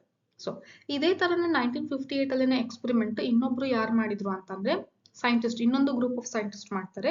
ಯಾರು ಅಂತಂದ್ರೆ ಟೇಲರ್ ಮತ್ತೆ ಅವರ ಕೊಲೀಗ್ಸ್. ಸೊ ಇವ್ರು ಏನ್ ಮಾಡಿದ್ರು ಅಂತಂದ್ರೆ ಆರ್ಗಾನಿಸಮ್ ತಗೊಂಡ್ರು, ಯಾವುದು ವಿಸಿಯಾ ಫ್ಯಾಬಾ. ವಿಸಿಯಾ ಫ್ಯಾಬಾ ಅಂತಂದ್ರೆ ಬೀನ್ಸ್ ತರನೇ ಒಂದ್ ಸ್ವಲ್ಪ ಚೇಂಜ್ ಇರುತ್ತೆ ಅದರಲ್ಲಿನ variety. So that is faba beans ಅಂತ ಹೇಳ್ತೀವಿ. ಇವರು ಯೂಸ್ ಮಾಡಿರುವಂತಹ ಆರ್ಗಾನಿಸಮ್ ಯಾವುದು, ಪ್ಲಾಂಟ್. ಯಾರು ಸೈಂಟಿಸ್ಟ್ ಅಂತಂದ್ರೆ ಟೇಲರ್ ಮತ್ತೆ ಅವರ ಕೊಲೀಗ್ಸ್. ಯಾವ ಇಯರ್ ಅಂತಂದ್ರೆ 1958. ಇವರು ನೈಟ್ರೋಜನ್, ಹೆವಿ ನೈಟ್ರೋಜನ್ ತಗೊಳ್ಳಿಲ್ಲ, ಇವರು ರೇಡಿಯೋ ಆಕ್ಟಿವ್ ಥೈಮಿಡಿನ್ ತಗೊಂಡ್ರು. ರೇಡಿಯೋ ಆಕ್ಟಿವ್ ಇರುವಂತಹ ನೈಟ್ರೋಜನ್ ಬೇಸ್ ಯಾವುದು, ಥೈಮಿಡಿನ್ ನ ಇವರು ತಗೊಂಡು ಎಕ್ಸ್ಪೆರಿಮೆಂಟ್ ಮಾಡಿದ್ರು. ಸೊ ನಿಮಗೆ ಕ್ವೆಶನ್ ಏನ್ ಕೇಳ್ತಾರೆ ಅಂತಂದ್ರೆ, ಯಾವ ಇಯರ್ ಅಲ್ಲಿ ಎಕ್ಸ್ಪೆರಿಮೆಂಟ್ ಮಾಡಿದ್ರು, ಯಾರು ಮಾಡಿದ್ರು, ಯಾವ ಆರ್ಗಾನಿಸಮ್ ಮೇಲೆ ಮಾಡಿದ್ರು, ಅವ್ರು ಯೂಸ್ ಮಾಡಿರುವಂತಹ ಮೆಟೀರಿಯಲ್ ಏನು ಅಂತ ಹೇಳಿ ಕ್ವೆಶನ್ಸ್ ಬಹಳ ಸರಿ ಬಂದಿದೆ. ಸೊ ಬರುವಂತ ಚಾನ್ಸಸ್ ಕೂಡ ಇದೆ. ಸೊ ನೀವು ಇದನ್ನ ಅಲ್ಲೇ NCERT ಅಲ್ಲಿ ಹೈಲೈಟ್ ಮಾಡ್ಕೊಳ್ಳಿ, ಸರಿನಾ. ಸೊ ಕಂಪ್ಲೀಟ್ ಆಗಿ ಕೊನೆಗೆ ಏನಂತ ಪ್ರೂವ್ ಮಾಡಿದ್ರು, DNA ಯಾವಾಗ್ಲೂ ಯಾವ ರೀತಿ ರೆಪ್ಲಿಕೇಟ್ ಆಗುತ್ತೆ, ಸೆಮಿ ಕನ್ಸರ್ವೇಟಿವ್ ಮ್ಯಾನರ್ ಅಲ್ಲಿನೇ ರೆಪ್ಲಿಕೇಟ್ ಆಗುತ್ತೆ. ಸೊ ದಟ್ಸ್ ವೈ ಪ್ರತಿ ಜನರೇಷನ್ ಅಲ್ಲೂ ನೋಡಿ ಏನ್ ಉಳ್ಕೊಂತ ಇದೆ, 2 ಹೈಬ್ರಿಡ್ DNA ಬರ್ತಾ ಇದೆ ಅಂತಂದ್ರೆ ಒಂದು ಹೆವಿ ನೈಟ್ರೋಜನ್ ಇರುವಂತಹ ಸ್ಟ್ರಾಂಡ್ ರಿಟೇನ್ ಆಗ್ತಾನೆ ಇದೆ DNA ಅಲ್ಲಿ. So that's Y what is proved by their experiment, that is DNA always will replicate in semi conservative manner ಅಂತ ಹೇಳಿ ಪ್ರೂವ್ ಆಯ್ತು. ಸೊ ಈಗ ಆಕ್ಚುಲ್ ಆಗಿ ಹೆಂಗ್ ರೆಪ್ಲಿಕೇಶನ್ ಆಗುತ್ತೆ ಆರ್ಗಾನಿಸಮ್ ಅಲ್ಲಿ ಅಂತ ಹೇಳಿ ನೋಡೋಣ. ಸೊ ಯುಕ್ಯಾರಿಯೋಟ್ಸ್ ಇನ್ ರೆಪ್ಲಿಕೇಶನ್ ಪ್ರಾಸೆಸ್ NCERT ಅಲ್ಲಿ ಕೊಟ್ಟಿಲ್ಲ. ಸೊ ಪ್ರೊಕ್ಯಾರಿಯೋಟ್ಸ್ ಅಲ್ಲಿ ಸ್ವಲ್ಪ ಸಿಂಪಲ್ ಇರುತ್ತೆ ರೆಪ್ಲಿಕೇಶನ್ ಪ್ರಾಸೆಸ್ ಅಂತ ಹೇಳಿ ಇದನ್ನ ನಿಮಗೆ ಎಕ್ಸ್ಪ್ಲೇನ್ ಮಾಡಿದ್ದಾರೆ NCERT ಅಲ್ಲಿ, ಓಕೆನಾ. ಸೊ ನೋಡ್ತಾ ಬರೋಣ. ಪ್ರೊಕ್ಯಾರಿಯೋಟ್ಸ್ ಅಂದ್ರೆ ಈಸಿಯಾಗಿ ಗ್ರೋ ಮಾಡುವಂತ ಆರ್ಗಾನಿಸಮ್ ಯಾವುದು ಅಂತಂದ್ರೆ ಈಕೊಲೈ ಬ್ಯಾಕ್ಟೀರಿಯಾ. ಸೊ ಹಾಗಾಗಿ ಅದನ್ನೇ ತಗೊಂತಾರೆ. ಸೊ ಇದರಲ್ಲಿ ರೆಪ್ಲಿಕೇಶನ್ ಎಷ್ಟು ಟೈಮ್ ತಗೊಳುತ್ತೆ ಅಂತಂದ್ರೆ, ಅಂದ್ರೆ ಈಗ ನೋಡಿದ್ವಲ್ಲ ಒಂದು DNA ಇಂದ 2 DNA ಆಯ್ತಲ್ಲ, ಸೊ ಆತರ ಎಷ್ಟು ಟೈಮ್ ಆಗುತ್ತೆ ಅಂತಂದ್ರೆ 18 ಮಿನಿಟ್ಸ್ ಅಲ್ಲಿ ರೆಪ್ಲಿಕೇಶನ್ ಆಗುತ್ತೆ, ಸರಿನಾ. ಸೊ ಈ ರೆಪ್ಲಿಕೇಶನ್ ಗೆ ಬೇಕಾಗಿರುವಂತಹ ಒಂದು ಮೇನ್ ಎನ್ಸೈಮ್, ಒಂದು DNA ಇಂದ 2 DNA ಆಗ್ಬೇಕು ಅಂತಂದ್ರೆ ಎನ್ಸೈಮ್ ಬೇಕು, ಸುಮ್ನೆ ಅದಷ್ಟಿಗೆ ಅದೇ ಆಗಲ್ಲ. ಸೊ ಯಾವ ಎನ್ಸೈಮ್ ಬೇಕು ಅಂತಂದ್ರೆ DNA dependent DNA polymerase. DNA ನ ಡಿಪೆಂಡ್ ಆಗಿ ಇಟ್ಕೊಂಡು ಇನ್ನೊಂದು DNA ಮಾಡುತ್ತೆ. ಪಾಲಿಮರೇಸ್ ಅಂತ ಅಂದ್ರೆ ಏನು, ಅಡಿಷನ್ ಆಗ್ತಿರುವಂತ ಆಕ್ಟಿವಿಟಿ ಅಂತ ಅಂದ್ರೆ ಏನು, many nucleotides are going to be added. So ಹಂಗಾಗಿ ಇದನ್ನ ಏನಂತ ಕರಿತೀವಿ, ಪಾಲಿಮರೈಸೇಷನ್. ಅದಕ್ಕೆ ಏನ್ ಅರ್ಥ ಇಲ್ಲಿ ನೋಡಿ, ಇದು ಒಂದು ಸ್ಟ್ರಾಂಡ್ ಇದೆ, ಪೇರೆಂಟಲ್ ಸ್ಟ್ರಾಂಡ್. ಇಲ್ಲಿ A ಇತ್ತು ಅಂದ್ರೆ ಹೊಸ ಸ್ಟ್ರಾಂಡ್ ಗೆ ಏನ್ ಆಡ್ ಮಾಡ್ಬೇಕು, ಇದು T ಆಡ್ ಮಾಡ್ಬೇಕು. ಇಲ್ಲಿ G ಇತ್ತು ಅಂದ್ರೆ ಏನ್ ಆಡ್ ಮಾಡ್ಬೇಕು, C ನೈಟ್ರೋಜನ್ ಬೇಸ್ ಇರುವಂತ ನ್ಯೂಕ್ಲಿಯೋಟೈಡ್ ಆಡ್ ಮಾಡ್ಬೇಕು. ಅವಾಗ ಒಂದು ನ್ಯೂಕ್ಲಿಯೋಟೈಡ್, ಇನ್ನೊಂದು ನ್ಯೂಕ್ಲಿಯೋಟೈಡ್, ಇನ್ನೊಂದು ನ್ಯೂಕ್ಲಿಯೋಟೈಡ್, ಈ ತರ ಜಾಸ್ತಿ ನ್ಯೂಕ್ಲಿಯೋಟೈಡ್ ಎಲ್ಲ ಫಾರ್ಮೇಶನ್ ಆಗಿ ಇನ್ನೊಂದು DNA ಸ್ಟ್ರಾಂಡ್ ಸಿಂಥಸಿಸ್ ಆಗುತ್ತೆ. ಸೊ ಒಂದು DNA ಸ್ಟ್ರಾಂಡ್ ಇಂದ ಇನ್ನೊಂದು DNA ಸ್ಟ್ರಾಂಡ್ ಸಿಂಥಸಿಸ್ ಆಗುತ್ತೆ, ಸರಿನಾ. ಸೊ ಈ ಪಾಲಿಮರೈಸೇಷನ್, ಪಾಲಿಮರ್ ಅಂತ ಅಂದ್ರೆ ಅ ಲಾಂಗ್ ಚೈನ್ ಆಫ್ ಮೋನೋಮರ್ಸ್. ಈ ಮೋನೋಮರ್ ಯಾವುದು, ನ್ಯೂಕ್ಲಿಯೋಟೈಡ್ಸ್, ಸರಿನಾ. ಸೊ ಈ ತರ ಸಿಂಥಸಿಸ್ ಮಾಡುವಂತ ಕೆಲಸನೇ ಯಾವ್ದು, DNA dependent DNA polymerase. Many time enzymes are named according to their function. Polymerisation ಮಾಡ್ತಾ ಇದೆ ಅಂದಿದ್ದಕ್ಕೆ ಈ ಎನ್ಸೈಮಿನ ನೇಮ್ ಏನ್ ಇಟ್ಟಿದ್ದಾರೆ, ಪಾಲಿಮರೇಸ್ ಅಂತ ಇಟ್ಟಿದ್ದಾರೆ. ಆಮೇಲೆ ASC ಅಂತಂದ್ರೆ ಸಫಿಕ್ಸ್ ಯಾವಾಗ್ಲೂ ಎನ್ಸೈಮಿಗೆ ನಾವು ಆಡ್ ಮಾಡ್ತೀವಿ, ಓಕೆನಾ.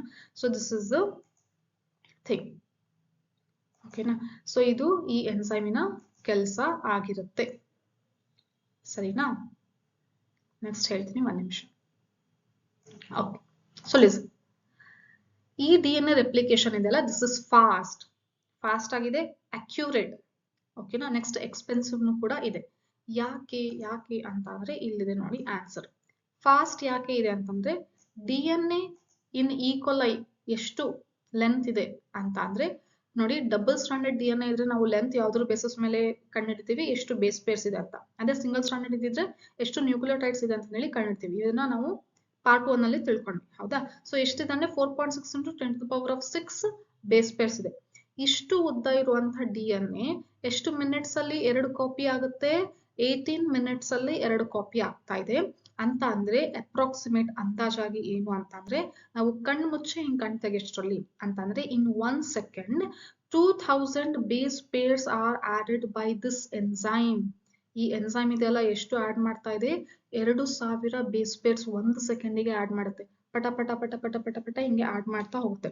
ನಿಮಗೆ ಜಸ್ಟ್ ಇಮ್ಯಾಜಿನ್ ಮಾಡ್ಕೊಳ್ಳೋಕ್ಕೂ ಆಗಲ್ಲ, ಅಷ್ಟು ಕಡಿಮೆ ಟೈಮ್ ಅಲ್ಲಿ ಅಷ್ಟು ಬೇಸ್ ಪೇರ್ಸ್ ನ ಆಡ್ ಮಾಡ್ತಾ ಬರ್ತಾ ಇದೆ ಅಂತ ಅರ್ಥ, ಓಕೆನಾ. So that's why this replication process is very very very fast.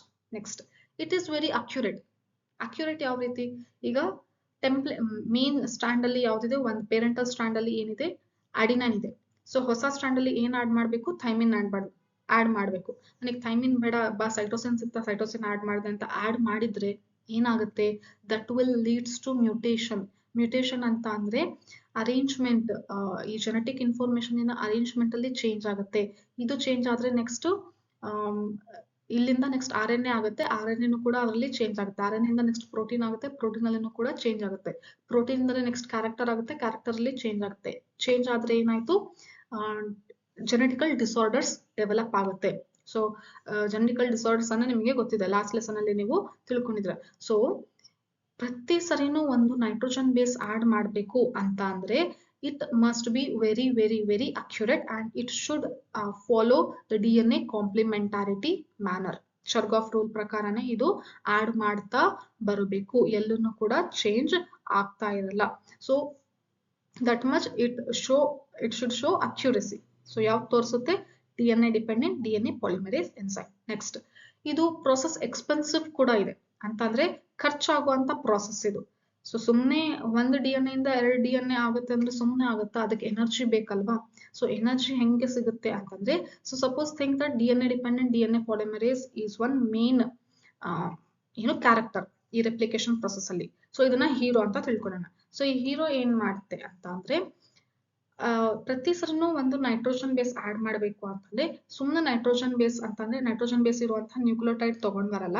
ಅದನ್ನ ಏನ್ ತಗೊಂಡ್ ಬರುತ್ತೆ ಜೊತೆಗೆ ಅಂತ ಅಂದ್ರೆ, ಎನರ್ಜಿನೂ ಕೂಡ ತಗೊಂಡ್ ಬರುತ್ತೆ. ಯಾವ ರೀತಿ ಅಂದ್ರೆ ಇಲ್ಲಿ ನೋಡಿ. So this is what, this is deoxyribose sugar. ಓಕೆನಾ? ಸೊ ಡಿಆಕ್ಸಿರೈಬೋಸ್ ಶುಗರ್ ಇದೆ. ಇಲ್ಲಿ ಶುಗರ್ಗೆ ಫಸ್ಟ್ ಕಾರ್ಬನ್ಗೆ ಏನ್ ಅಟ್ಯಾಚ್ ಆಗಿರುತ್ತೆ? ಒಂದು ನೈಟ್ರೋಜನ್ ಬೇಸ್. ಸಾರಿ, ಶುಗರಿನ ಫಸ್ಟ್ ಕಾರ್ಬನ್ಗೆ ಏನ್ ಅಟ್ಯಾಚ್ ಆಗಿರುತ್ತೆ? ನೈಟ್ರೋಜನ್ ಬೇಸ್ ಅಟ್ಯಾಚ್ ಆಗಿರುತ್ತೆ. ಶುಗರಿನ ಥರ್ಡ್ ಕಾರ್ಬನ್ಗೆ ಏನ್ ಅಟ್ಯಾಚ್ ಆಗಿದೆ? ಇಲ್ಲಿ ಸಾರಿ, ಫಿಫ್ತ್ ಕಾರ್ಬನ್ಗೆ ಏನ್ ಅಟ್ಯಾಚ್ ಆಗಿದೆ? ಫಾಸ್ಫೇಟ್ ಗ್ರೂಪ್ ಅಟ್ಯಾಚ್ ಆಗಿದೆ. ಸೊ ಇಲ್ಲಿ ಇರುವಂತಹ ಬಾಂಡ್ ಯಾವುದು? N glycosidic bond. ಇಲ್ಲಿ ಇರುವಂತಹ ಬಾಂಡ್ ಯಾವುದು? Phospho ester bond. ಸರಿನಾ? ಫಾಸ್ಫೋ ಡೈಎಸ್ಟರ್ ಇಲ್ಲಿಲ್ಲ, ಫಾಸ್ಫೋ ಎಸ್ಟರ್ ಬಾಂಡ್ ಮಾತ್ರ ಇಲ್ಲಿದೆ. So this is sugar, this is N glycosidic bond and this is nitrogen base, and this is sugar, and this is phospho ester bond, and this is phosphate. Now what is the name of this one if this is adenine? Pause ಮಾಡಿ answer ಮಾಡ್ಲಿಕ್ಕೆ, comment ಅಲ್ಲಿ answer ಮಾಡ್ಲಿಕ್ಕೆ try ಮಾಡಿ. ಇಲ್ಲಿ nitrogen base adenine ಇದ್ರೆ ನ್ಯೂಕ್ಲಿಯೋಟೈಡಿನ name ಏನು? ನಾನು first class ಅಲ್ಲಿ ಒಂದು ಟೇಬಲ್ ನಿಮಗೆ ಎಕ್ಸ್ಪ್ಲೇನ್ ಮಾಡಿದ್ದೆ. ನ್ಯೂಕ್ಲಿಯೋಟೈಡಿನ ನೇಮ್ ಏನಂತ ಹೇಳ್ತೀವಿ ಅಂತ, ಸರಿನಾ? ಸೊ ಆದ್ರೆ ಪಾಸ್ ಮಾಡಿ ನೀವು ಆನ್ಸರ್ ಮಾಡ್ಲಿಕ್ಕೆ ಟ್ರೈ ಮಾಡಿ. ಸೊ ಈಗ ನಾನು ನಿಮಗೆ ಹೇಳ್ತೀನಿ. So this is sugar and this is nitrogen base adenine and this is phosphate. Now this is known as adenylic acid. ಏನಂತ ಕರಿತೀವಿ? adenylic acid ಅಥವಾ adenosine. ಶುಗರ್ ಮತ್ತೆ ಅಡಿನೈನ್ ಸೇರಿದ್ರೆ ಏನಾಗುತ್ತೆ? ಅಡಿನೋಸಿನ್. ಒಂದು ಫಾಸ್ಫೇಟ್ ಇರೋದ್ರಿಂದ ಏನಂತ ಕರಿತೀವಿ? ಮೋನೋಫಾಸ್ಫೇಟ್. ಅಡಿನೋಸಿನ್ ಮೋನೋಫಾಸ್ಫೇಟ್. ಬಟ್ ಇಲ್ಲಿ ಒಂದ್ರ ಬದಲಿ ಇನ್ನೂ 2 ಎಕ್ಸ್ಟ್ರಾ ಇದೆ.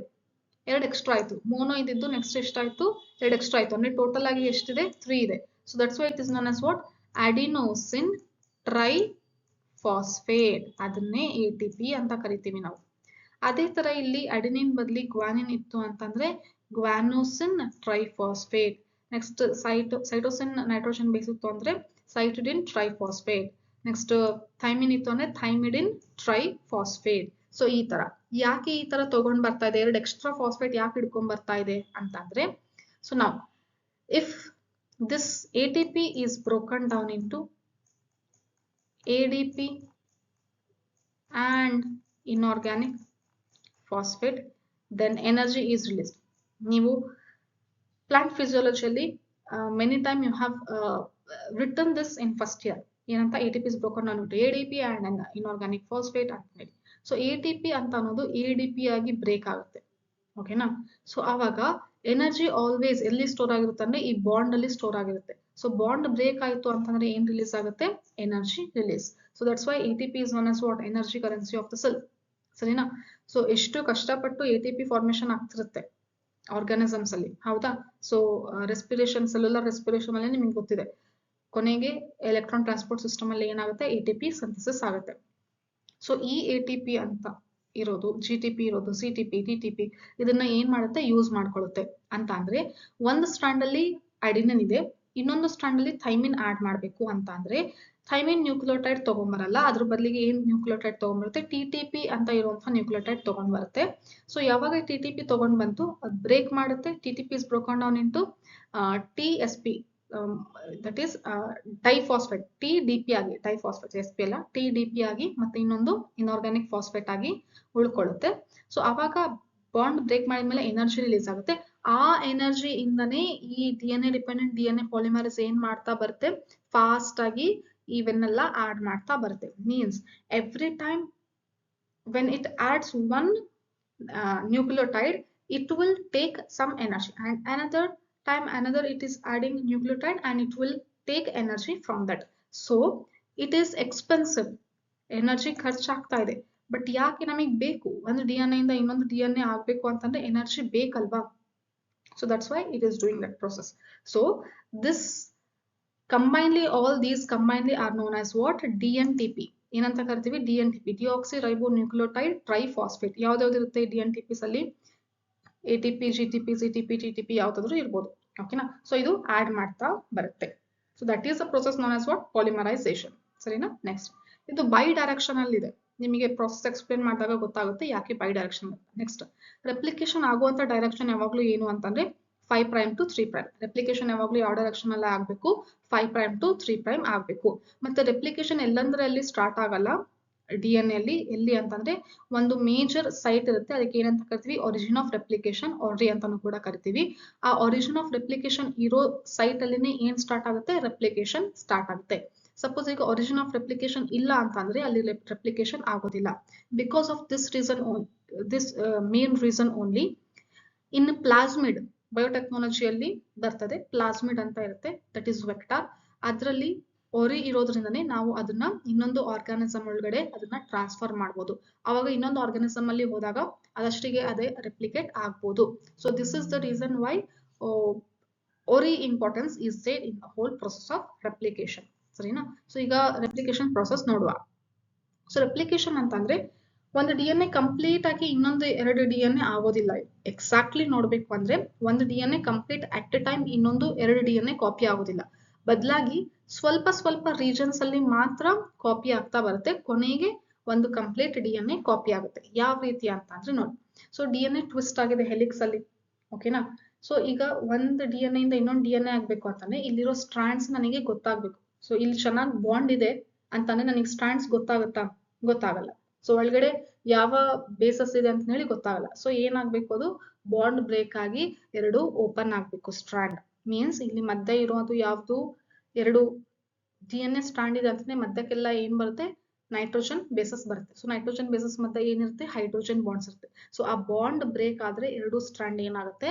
ಸಪರೇಟ್ ಆಗ್ಬೇಕು. ಸೊ ಈ ಒಂದು ಸ್ಟ್ರಾಂಡ್ ಇಂದ ಇನ್ನೊಂದು ಹೊಸ ಸ್ಟ್ರಾಂಡ್ ಬರುತ್ತೆ, ಈ ಒಂದು ಸ್ಟ್ರಾಂಡ್ ಇಂದ ಇನ್ನೊಂದು ಹೊಸ ಸ್ಟ್ರಾಂಡ್ ಸಿಂಥಸಿಸ್ ಆಗ್ಬೇಕು. ಸೊ ಹಂಗ ಆಗ್ಬೇಕು ಅಂತಂದ್ರೆ ಹೆಲಿಕ್ಸ್ ಇರೋದು ಏನಾಗ್ಬೇಕು? ಅನ್ವೈಂಡ್. ಕಾಯಿಲ್ ಆಗಿರೋದು ಏನಾಗ್ಬೇಕು? ಅನ್ವೈಂಡ್ ಆಗ್ಬೇಕು. ವೈಂಡಿಂಗ್ ಇರೋದು ಏನಾಗ್ಬೇಕು? ಅನ್ವೈಂಡ್ ಆಗ್ಬೇಕು. ಓಕೆನಾ? ಸೊ ಒಂದ್ ರೀಜನ್ ಅಲ್ಲಿ ಮಾತ್ರ ಹಿಂಗ್ ಅನ್ವೈಂಡ್ ಆಗುತ್ತೆ. ಇನ್ನು ಮಿಕ್ಕಿರೋ ಆ ಕಡೆ ಈ ಕಡೆ ರೀಜನ್ ಅಲ್ಲಿ ಏನಾಗಿರುತ್ತೆ? DNA ವೈಂಡಿಂಗ್ ಪ್ರಾಸೆಸ್ ಅಲ್ಲಿನೇ ಇರುತ್ತೆ. ಸಪೋಸ್ ಈಗ ಇಲ್ಲಿ ಒರಿಜಿನ್ ಆಫ್ ರೆಪ್ಲಿಕೇಶನ್ ಇದೆ ಅಂತಂದ್ರೆ ಇಲ್ಲಿ ಮಾತ್ರ ಏನಾಯ್ತು? ಒಂದು ಬಬಲ್ ತರ ಓಪನ್ ಆಗುತ್ತೆ DNA.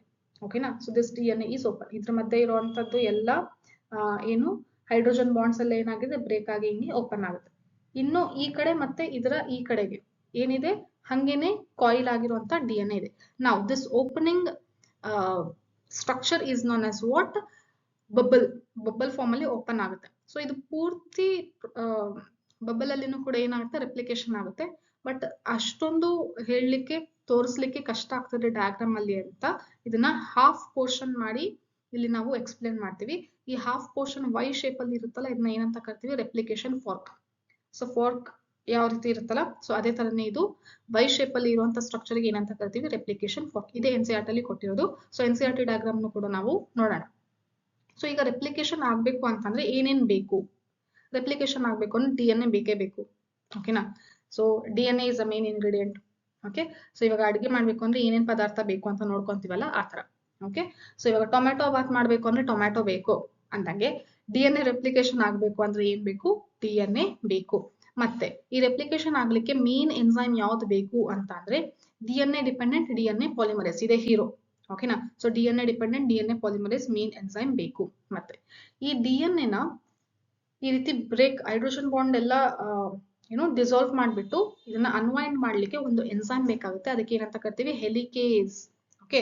ಹೆಲಿಕ್ಸ್ ಅಲ್ಲಿ ಇರುವಂತದ್ದು, ಹೆಲಿಕ್ಸ್ ನ ಡಿಸಾಲ್ವ್ ಮಾಡುವಂತ ಎನ್ಸೈಮ್ ಯಾವುದು? Helicase enzyme. So what it will do? It will break hydrogen bond so that 2 strands will get separated. Next ಇದರ ಫಂಕ್ಷನ್ ಕೂಡ process explain ಮಾಡ್ಬೇಕಾದ್ರೆ ಹೇಳ್ತೀನಿ.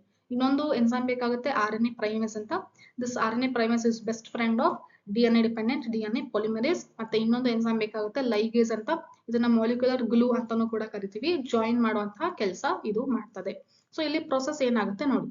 ಒಂದು ಸ್ಟ್ರಾಂಡ್ ಇದೆ 3 ಇಂದ 5'. ಇನ್ನೊಂದು ಸ್ಟ್ರಾಂಡ್ ಇದೆ 5 ಪ್ರೈಮ್ ಟು 3 ಪ್ರೈಮ್. ನಾವು ಈಗ ತಾನೇ ತಿಳ್ಕೊಂಡ್ವಿ ರೆಪ್ಲಿಕೇಶನ್ ಆಗೋದು ಯಾವ ಡೈರೆಕ್ಷನ್ ಅಲ್ಲಿ. Always replication process takes place in which direction? 5 prime to 3 prime. ಓಕೆನಾ.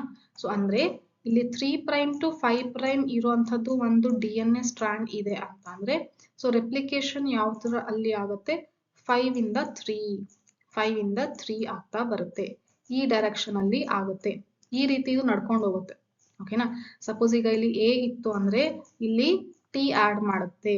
ಇಲ್ಲಿ G ಇತ್ತು ಅಂದ್ರೆ ಇಲ್ಲಿ C ಆಡ್ ಮಾಡುತ್ತೆ. ಅಂದ್ರೆ ಇದರ ಡೈರೆಕ್ಷನ್ ಯಾವ್ದಿದೆ 5 to 3 ಇದೆ. ಸೊ 5 to 3 ಇದರ ಡೈರೆಕ್ಷನ್ ಇದೆ ಅಂತಂದ್ರೆ ಅಪೋಸಿಟ್ ಸ್ಟ್ರಾಂಡ್ ಯಾವ ಸ್ಟ್ರಾಂಡ್ ಅಲ್ಲಿ ಮಾಡಬೇಕು ಅದು ರೆಪ್ಲಿಕೇಶನ್ 3 to 5 ಇರೋದ್ರಿಂದನೇ ಮಾಡಬೇಕು. ಯಾಕಂದ್ರೆ ಇಲ್ಲಿ 3 ಇತ್ತು ಮತ್ತೆ ಇಲ್ಲಿ ಕೆಳಗಡೆ 3 ಅಂತ ಬರೀಲಿಕ್ಕೆ ಬರಲ್ಲ. Because what about DNA structure V have discussed, we have studied both DNA strands are opposite anti-parallel with each other. ಒಂದ್ ಈ ಕಡೆ 3 ಇದ್ರೆ ಇನ್ನೊಂದು ಉಲ್ಟಾ ಫೇಸ್ ಆಗುತ್ತೆ. ಒಂದ್ ಕೆಳಗಡೆಯಿಂದ ಮೇಲೆ ಹೋದ್ರೆ ಇನ್ನೊಂದು ಮೇಲ್ಗಡೆಯಿಂದ ಕೆಳಗೆ ರನ್ ಆಗುತ್ತೆ. So that's why it is 5 prime to 3 prime and 5 prime to 3 prime ಹೋಗ್ಬೇಕು ಅಂದ್ರೆ ಅದರ ಅಪೋಸಿಟ್ ಸ್ಟ್ರಾಂಡ್ ಯಾವ್ದು ಇರಬೇಕು 3 to 5 ಪ್ರೈಮ್ ಇರಬೇಕು. ಸೊ ಈಗ ನಾವು 3 to 5 ಪ್ರೈಮ್ ಇರುವಂತಹ DNA ಸ್ಟ್ರಾಂಡ್ ನ ತಗೊಂಡಿದ್ದೀವಿ. ಸೊ ಇಲ್ಲಿ ಬಬಲ್ ಇದೆ, ಪೂರ್ತಿ ಈ ಕಡೆಗೆ ಏನಿರುತ್ತೆ ಸೊ ಬಬಲ್ ಓಪನ್ ಆಗಿದೆ. ಸೊ ನಾವು ಅದರಲ್ಲಿ ಹಾಫ್ ಪೋರ್ಷನ್ ಅಷ್ಟೇ ತಗೊಂತಿರೋದು. So that is known as what replication fork. ಸರಿನಾ. ಒಂದ್ ನಿಮಿಷ ಹೇಳ್ತೀನಿ. ಸರಿನಾ. So that's why we have took that. Now listen what happens here. So this 5 prime to 3 prime helicase ಬಂದು ಹೈಡ್ರೋಜನ್ ಬಾಂಡ್ ಅಲ್ಲಿ ಡಿಸಾಲ್ವ್ ಮಾಡಿ ಓಪನ್ ಮಾಡಿದೆ DNA ಸ್ಟ್ರಾಂಡ್ಸ್. ಸೊ ನೆಕ್ಸ್ಟ್ ಏನ್ ಬರುತ್ತೆ ಅಂತಂದ್ರೆ DNA ಡಿಪೆಂಡೆಂಟ್ DNA ಪಾಲಿಮರೇಸ್ ಅನ್ನುವಂತಹ ಒಂದು ಎನ್ಸೈಮ್ ಬರುತ್ತೆ. ಓಕೆನಾ. ಇದು ಇಲ್ಲಿ ಬಂದು ಕುತ್ಕೊಂತು. ಯಾಕಂದ್ರೆ ಇಲ್ಲಿ ಏನಿದೆ ಅಂತಂದ್ರೆ origin of replication. What is present year ORI origin of replication ಇದೆ. ಸೊ ಹಂಗಾಗಿ ಇಲ್ಲಿಂದನೇ ಅದು ರೆಪ್ಲಿಕೇಶನ್ ಸ್ಟಾರ್ಟ್ ಮಾಡಬೇಕು ಅಂತಂದೇಳಿ ಅದು ಬಂದು ಇಲ್ಲಿ ಕುತ್ಕೊಳ್ಳುತ್ತೆ. ಬಟ್ ಯಾವ ರೀತಿ ಸ್ಟಾರ್ಟ್ ಮಾಡಬೇಕು ಅಂತ ಗೊತ್ತಿಲ್ಲ. ಸ್ಟಾರ್ಟಿಂಗ್ ಟ್ರಬಲ್ ಈ DNA ಡಿಪೆಂಡೆಂಟ್ DNA ಪಾಲಿಮರೇಸ್ಗೆ ಸ್ಟಾರ್ಟಿಂಗ್ ಟ್ರಬಲ್. ಸೊ ಹೆಂಗೆ ಅಂತಂದ್ರೆ ಸಣ್ಣ ಮಕ್ಕಳಿಗೆ ಇವಾಗ ಬೈ ಹಾರ್ಟ್ ಹಾಕಿರ್ತಾರೆ ಆನ್ಸರ್ಸ್. ವಾಟ್ ಇಸ್ ಫೋಟೋಸಿಂಥಸಿಸ್ ಅಂದ್ರೆ ಅಮ್ಮ ನನಗೆ ಸ್ಟಾರ್ಟಿಂಗ್ ವರ್ಡ್ ಹೇಳು ಆಮೇಲೆ ನಾನು ಕಂಟಿನ್ಯೂ ಮಾಡ್ತೀನಿ ಅಂತ ಹೇಳ್ತಾರೆ ಆ ತರ. So this DNA dependent DNA polymerase hero is facing starting trouble here. ಎಲ್ಲಿಂದ ಸ್ಟಾರ್ಟ್ ಮಾಡಬೇಕು ಅಂತ ಎಕ್ಸಾಕ್ಟ್ಲಿ ಗೊತ್ತಾಗ್ತಿಲ್ಲ ಡೈರೆಕ್ಷನ್ ಯಾವ ತರ ಅಂತಂದೇಳಿ. ಸೊ ಯಾವ್ದು ಇದಕ್ಕೆ ಡೈರೆಕ್ಟ್ ಮಾಡುತ್ತೆ ಇಲ್ಲಿಂದಾನೆ ಸ್ಟಾರ್ಟ್ ಮಾಡಬೇಕು ಅಂತಂದೇಳಿ ಅಂತ ಅಂದ್ರೆ this one best friend of this DNA dependent DNA polymerase ಯಾರು ಅಂತ ಹೇಳ್ದೆ RNA ಪ್ರೈಮೇಸ್. RNA ಪ್ರೈಮೇಸ್ ಏನ್ ಮಾಡುತ್ತೆ ಪ್ರೈಮರ್ ಆಡ್ ಮಾಡುತ್ತೆ. ವಾಟ್ ಇಸ್ ಪ್ರೈಮರ್ ಮ್ಯಾಮ್ ಅಂತ ಕೇಳಿದ್ರೆ this is single stranded structure. Okay which is always complementary to the main strand. ಇದನ್ನ ನಾವೇನಂತ ಕರಿತೀವಿ ಟೆಂಪ್ಲೇಟ್ ಸ್ಟ್ರಾಂಡ್ ಅಂತ ಕರಿತೀವಿ.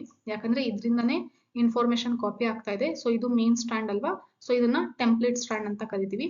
ಸೊ ಟೀಚರ್ಸ್ ಬರ್ದಿದ್ದನ್ನೇ ಸ್ಟೂಡೆಂಟ್ಸ್ ಕಾಪಿ ಮಾಡ್ಕೊಂತಾರೆ. ಸೊ ಟೀಚರ್ಸ್ ಅಂತ ಅಂದ್ರೆ ಏನಂತ ಹೇಳಿ ಮೇನ್ ಅವರೇ ಅಲ್ವಾ ಬರ್ದಿರೋದು. ಸೊ ದಟ್ ಇಸ್ T ಹಂಗ್ ನೆನ್ಪಿಟ್ಕೊಳ್ಳಿ. T ಅಂದ್ರೆ ಏನು template strand. Okay. So 5 to 3 ಇರುತ್ತೆ ಇದರ ಡೈರೆಕ್ಷನ್. ಓಕೆ. ಸೊ ಇದರ ಸಪೋಸ್ ಇಲ್ಲಿ A ಇತ್ತು ಅಂದ್ರೆ ಇದು ಯಾವ್ದು ತಗೊಂಡ್ ಬಂದಿರುತ್ತೆ T ತಗೊಂಡ್ ಬಂದಿರುತ್ತೆ. ಓಕೆ. ಸೊ ಅಂತಂದ್ರೆ ಸ್ಮಾಲ್ ನ್ಯೂಕ್ಲಿಯೋಟೈಡ್ಸ್ ಸ್ವಲ್ಪನೇ ನ್ಯೂಕ್ಲಿಯೋಟೈಡ್ಸ್ ಇರುತ್ತೆ. ಇಷ್ಟು ಅಂದ್ರೆ ಒಂದು 5 to 10 ನ್ಯೂಕ್ಲಿಯೋಟೈಡ್ಸ್ ಇರುತ್ತೆ ಅಷ್ಟೇ. ಸೊ ಅಂತದನ್ನ ಇಲ್ಲಿ ತಂದು ಇಡುತ್ತೆ. ಸೊ ಇದು ಇಟ್ಟಾಗ ಅವಾಗ ಅಂದ್ರೆ ಸ್ಟಾರ್ಟಿಂಗ್ ಟ್ರಬಲ್ ಸ್ವಲ್ಪ ಹೇಳ್ಕೊಟ್ಮೇಲೆ ಏನಾಗುತ್ತೆ ನನಗೆ ಗೊತ್ತು ಮುಂದಿನ ಆನ್ಸರ್ ಅಂತ ಹೇಳುತ್ತೆ. ಸೊ ಅದೇ ತರನೇ DNA ಡಿಪೆಂಡೆಂಟ್ DNA ಪಾಲಿಮರೇಸ್ ಕೂಡ ಏನ್ ಮಾಡುತ್ತೆ what it will do it will start it's process of replication. ಏನು ಈ ರೆಪ್ಲಿಕೇಶನ್ ಪ್ರಾಸೆಸ್ ಅಂತ ಅಂದ್ರೆ ಇಲ್ಲಿ ಯಾವ್ದು ನೈಟ್ರೋಜನ್ ಬೇಸ್ ಇಲ್ಲಿ ಯಾವ್ದು ಇರುತ್ತೋ ನ್ಯೂಕ್ಲಿಯೋಟೈಡ್ ಅದರ ಅಪೋಸಿಟ್ ಕಾಂಪ್ಲಿಮೆಂಟರಿ ಏನು ಇನ್ನೊಂದು ನೈಟ್ರೋಜನ್ ಬೇಸ್ ತರುತ್ತೆ. ಸಪೋಸ್ ಇಲ್ಲಿ A ಇತ್ತು ಅಂದ್ರೆ ಇದು ಏನ್ ತರುತ್ತೆ TTP ತರುತ್ತೆ. ಯಾಕೆ TTP ಅಂತಂದ್ರೆ ಡಿಆಕ್ಸಿರೈಬೋನ್ಯೂಕ್ಲಿಯೋಟೈಡ್ಸ್ ಅಲ್ಲೇನೆ ತಗೊಂಡ್ ಬರ್ಬೇಕು. ಎಲ್ಲಿ ಆಗ್ತಾ ಇದೆ ಇದು ಅಂದ್ರೆ ಸೆಲ್ ಒಳಗಡೆ ಆಗ್ತಾ ಇದೆ. ಸೊ ಸೈಟೋಪ್ಲಾಸಮ್ ಅಲ್ಲಿ ಬಹಳ DNTPs ಇದೆ. ಸೊ DNTPs ಎಲ್ಲ ತಗೊಂಡಿರುತ್ತೆ. ಇದು ಫಸ್ಟ್ ಗೆನೆ ತಗೊಂಡು DNTPs ಅಲ್ಲಿ ಇಟ್ಕೊಂಡಿರುತ್ತೆ. ಅದರ ಪ್ಯಾಕೆಟ್ಸ್ ಅಲ್ಲಿ ಇಟ್ಕೊಂಡಿರುತ್ತೆ. A ಇದೆನಾ ತಗೋ T ಆಡ್ ಮಾಡ್ತೀನಿ. T ಇದೆನಾ A ಆಡ್ ಮಾಡ್ತೀನಿ. G ಇದೆನಾ C ಆಡ್ ಮಾಡ್ತೀನಿ. C ಇದೆನಾ G ಆಡ್ ಮಾಡ್ತೀನಿ ಅಂತ ಹೇಳಿ ಈ ತರ ಆಡ್ ಮಾಡ್ತಾ ಬರ್ತೀವಿ. ಸೊ ಪ್ರತಿ ಸರಿನೂ ಆಡ್ ಮಾಡಿದಾಗ ಏನಾಗುತ್ತೆ ಬಾಂಡ್ ಬ್ರೇಕ್ ಆಗಿ ಎನರ್ಜಿ ಸಿಗುತ್ತೆ. Okay na. So ATP is broken down into ADP and inorganic phosphate, and in this breaking process it will gain energy, and that's why without taking rest it will fastly add all the nucleotides. Okay na. So ee reeti idu direction alli add ಮಾಡ್ತಾ ಬರುತ್ತೆ. ಈ ತರ. ಓಕೆನಾ? So ಬರ್ತಾ ಬರ್ತಾ ಬರ್ತಾ ಬರ್ತಾ ಎಲ್ಲ ನ್ಯೂಕ್ಲಿಯೋಟೈಡ್ಸ್ ಆಡ್ ಆಯ್ತು. ಸೊ ಹಂಗಾಗಿ ಒಂದು DNA ಸ್ಟ್ರಾಂಡ್ ರೆಡಿ ಆಯ್ತು. ಓಕೆನಾ? ಸೊ ಇನ್ನೊಂದು ಒಂದು DNA ಸ್ಟ್ರಾಂಡ್ ಅಲ್ಲ, ಒಂದು DNA ರೆಡಿ ಆಯ್ತು.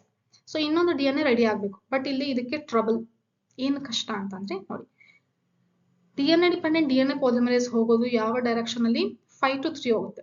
ಸೊ ಇವಾಗ ನಾನು ಇಲ್ಲಿ 5 to 3 ಅಂತ ಬರೆಯಕ್ಕಾಗತ್ತಾ? ಬರೆಯಕ್ಕಾಗಲ್ಲ. ಯಾಕಂದ್ರೆ ಕಾಂಪ್ಲಿಮೆಂಟಾರಿಟಿ ಇಲ್ಲಿ ಒಪ್ತಾ ಇಲ್ಲ. ಸಪೋಸ್ ನಾನು 5 to 3 ಅಂತ ಬರೆದ್ರೆ ಇಲ್ಲಿ ಆಲ್ರೆಡಿ 5 ಪ್ರೈಮ್ ಎಂಡ್ ಇದೆ. So this is also 5 prime end ಆಗ್ಬಿಡುತ್ತೆ. So that is not possible. ಓಕೆನಾ? ಮತ್ತೆ ಆಸ್ ಯೂಶುವಲ್ ನಾನು ಏನ್ ಬರೀಬೇಕಾಗುತ್ತೆ? ನಾನು ಏನ್ ಬರೀಬೇಕಾಗುತ್ತೆ ಇಲ್ಲಿ? ಓಕೆ, ಸೊ ಇಲ್ಲಿ ಏನ್ ಬರೀಬೇಕು ನಾನು? 5 ಪ್ರೈಮ್ ಟು 3 ಪ್ರೈಮ್ ಅಂತ ಬರೀಬೇಕು. Okay, so 5 prime to 3 prime ಬಂತು. ಏನು ಅಂತಂದ್ರೆ DNA ಡಿಪೆಂಡೆಂಟ್ DNA ಪಾಲಿಮರೇಸ್ ಬಂತು. ಇಲ್ಲಿ ಪ್ರೈಮರ್ ಆಡ್ ಆಗಿದೆ, ದಟ್ ಈಸ್ RNA ಪ್ರೈಮೇಸ್ ಏನ್ ಆಡ್ ಮಾಡ್ತು? ಪ್ರೈಮರ್ ಆಡ್ ಮಾಡ್ತು. ಓಕೆ, ಸೊ ಇಲ್ಲಿ ಏನಾಗುತ್ತೆ? 5 ಪ್ರೈಮ್ ಟು 3 ಪ್ರೈಮ್ ಏನಾಯ್ತು? ಪಾಲಿಮರೈಸೇಷನ್ ಆಯ್ತು. ಬಟ್ ಇಲ್ಲಿ ಹಿಂದ್ಗಡೆ ಎಲ್ಲ ಅನ್ಜಿಪ್ ಆಗಿದೆ ಅಲ್ಲ, ಇಲ್ಲಿ ಯಾರು ಆಡ್ ಮಾಡ್ತಾರೆ? ಓಕೆ, ಸೊ ಈ DNA ಡಿಪೆಂಡೆಂಟ್ DNA ಪಾಲಿಮರೇಸ್ ಏನ್ ಮಾಡುತ್ತೆ? ಇಲ್ಲೆಲ್ಲ ನ್ಯೂಕ್ಲಿಯೋಟೈಡ್ಸ್ ಆಡ್ ಮಾಡ್ತಾ ಬಂತು. ಇಲ್ಲಿ A ಇದ್ರೆ ಇಲ್ಲಿ T ಈ ತರ ಆಡ್ ಮಾಡ್ತಾ ಬಂತು ಈ ಕಡೆ. ಸೊ ಇದು ಹಿಂಗೆ ಮುಂದೆ ಹೋಗ್ತಾ ಇದ್ರೆ ಇಲ್ಲಿ ಮುಂದೆ ಓಪನ್ ಆಗಿಲ್ಲ DNA ಸ್ಟ್ರಾಂಡ್, ಓಪನ್ ಆಗಿರೋದು ಅದರ ಹಿಂದ್ಗಡೆ. ಓಕೆನಾ?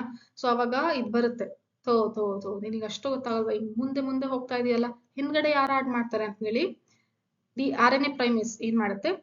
ಇಲ್ಲೊಂದು ಸ್ಟ್ರೆಚ್ ಆಡ್ ಮಾಡುತ್ತೆ. ಬಾ ಇಲ್ಲಿ ಬಂದು ಇಲ್ಲಿ ಮತ್ತೆ ಏನ್ ಮಾಡು? ಪಾಲಿಮರೈಸೇಷನ್ ಪ್ರೊಸೆಸ್ ಮಾಡು ಅಂತ ಹೇಳಿ ಇಲ್ಲಿ ಆಡ್ ಮಾಡುತ್ತೆ.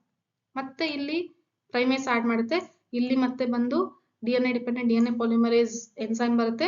ಇಲ್ಲೊಂದು ಇಷ್ಟು ಪ್ರೈಮೇಸ್ ಆಡ್ ಮಾಡುತ್ತೆ. ಸಾರಿ, ಇಲ್ಲಿ ಪಾಲಿಮರೈಸೇಷನ್ ಸ್ಟಾರ್ಟ್ ಮಾಡುತ್ತೆ, ಇಲ್ಲಿ ಪಾಲಿಮರೈಸೇಷನ್ ಸ್ಟಾರ್ಟ್ ಮಾಡುತ್ತೆ, ಇಲ್ಲಿ ಮಾಡುತ್ತೆ, ಮತ್ತೆ ಇಲ್ಲಿ ಈ ತರ ಮಾಡ್ತಾ ಬರುತ್ತೆ. ಅಂದ್ರೆ ಪ್ರತಿ ಸರಿನೂ ಫ್ರಾಗ್ಮೆಂಟ್ ಆಗಿ ತುಂಡು ತುಂಡಾಗಿ ಏನಾಗುತ್ತೆ? ಆಡ್ ಆಗ್ತಾ ಬರುತ್ತೆ. ಕಂಟಿನ್ಯೂ ಆಗಿ ಈ ತರ ಆಡ್ ಆಗ್ತಾ ಬರಲ್ಲ. ಯಾವುದು ಮುಂಚೆ ಸ್ಟ್ರಾಂಡ್ ಅಲ್ಲಿ ಆಗಿತ್ತಲ್ಲ ಕಂಟಿನ್ಯೂಯೇಷನ್, ಇಲ್ಲಿ ಆಗಿತ್ತಲ್ಲ. ಸೊ ಇಲ್ಲಾಗಿತ್ತಲ್ಲ ಕಂಟಿನ್ಯೂಷನ್, ಆ ತರ ಇಲ್ಲಿ ಕಂಟಿನ್ಯೂಷನ್ ಆಗೋದಿಲ್ಲ. Means always new strands are being added, new DNA strand is being added in a discontinuous manner. So that's why it is known as what? Discontinuous strand, and this is known as what? Continuous strand. And ಇದು correct ಆಗಿ ಏನು problem ಇಲ್ಲದೆ continuous ಆಗಿ ಹೋಗ್ತಾ ಇದೆ process, ಅದಕ್ಕೆ ಇದನ್ನ leading strand ಅಂತ ಕರಿತೀವಿ, ಇದನ್ನ ಲ್ಯಾಗಿಂಗ್ ಸ್ಟ್ರಾಂಡ್ ಅಂತ ಕರಿತೀವಿ. ಪ್ರತಿ ಸಲಿನೂ ಲ್ಯಾಗ್ ಆಗುತ್ತೆ.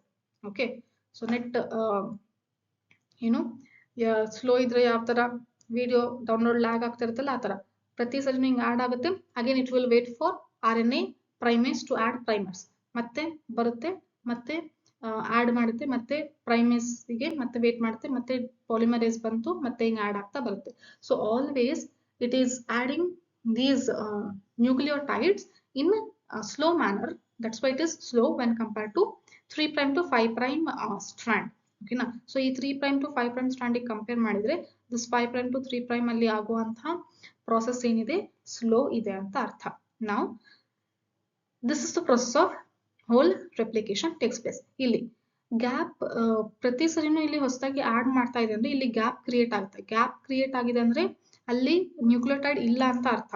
ನೋಡಿ, ಒಂದ್ ನ್ಯೂಕ್ಲಿಯೋಟೈಡ್ ಇನ್ನೊಂದು ನ್ಯೂಕ್ಲಿಯೋಟೈಡ್ ಈ ತರ ಆಡ್ ಮಾಡ್ತಾ ಇದೆ, ಬಟ್ ಪ್ರತಿ ಸರಿನೂ ಇಲ್ಲಿ ಗ್ಯಾಪ್ ಫಾರ್ಮೇಶನ್ ಆಗ್ತಿದೆ. ಈ ಗ್ಯಾಪ್ ಏನು ಅಂತಂದ್ರೆ ಫಾಸ್ಫೋಡೈಎಸ್ಟರ್ ಬಾಂಡ್ ಇಲ್ಲಿ ಫಾರ್ಮೇಶನ್ ಮಾಡಕ್ ಆಗ್ತಾ ಇಲ್ಲ ಅದಕ್ಕೆ ಕಂಟಿನ್ಯೂಸ್ ಆಗಿ. ಸೊ ಹಂಗಾಗಿ ಇದನ್ನ ಜಾಯಿನ್ ಮಾಡಕ್ಕೆ ಮಾಲಿಕ್ಯುಲರ್ ಗ್ಲೂ ಬರ್ತಾರೆ. ಯಾರು? DNA ligase.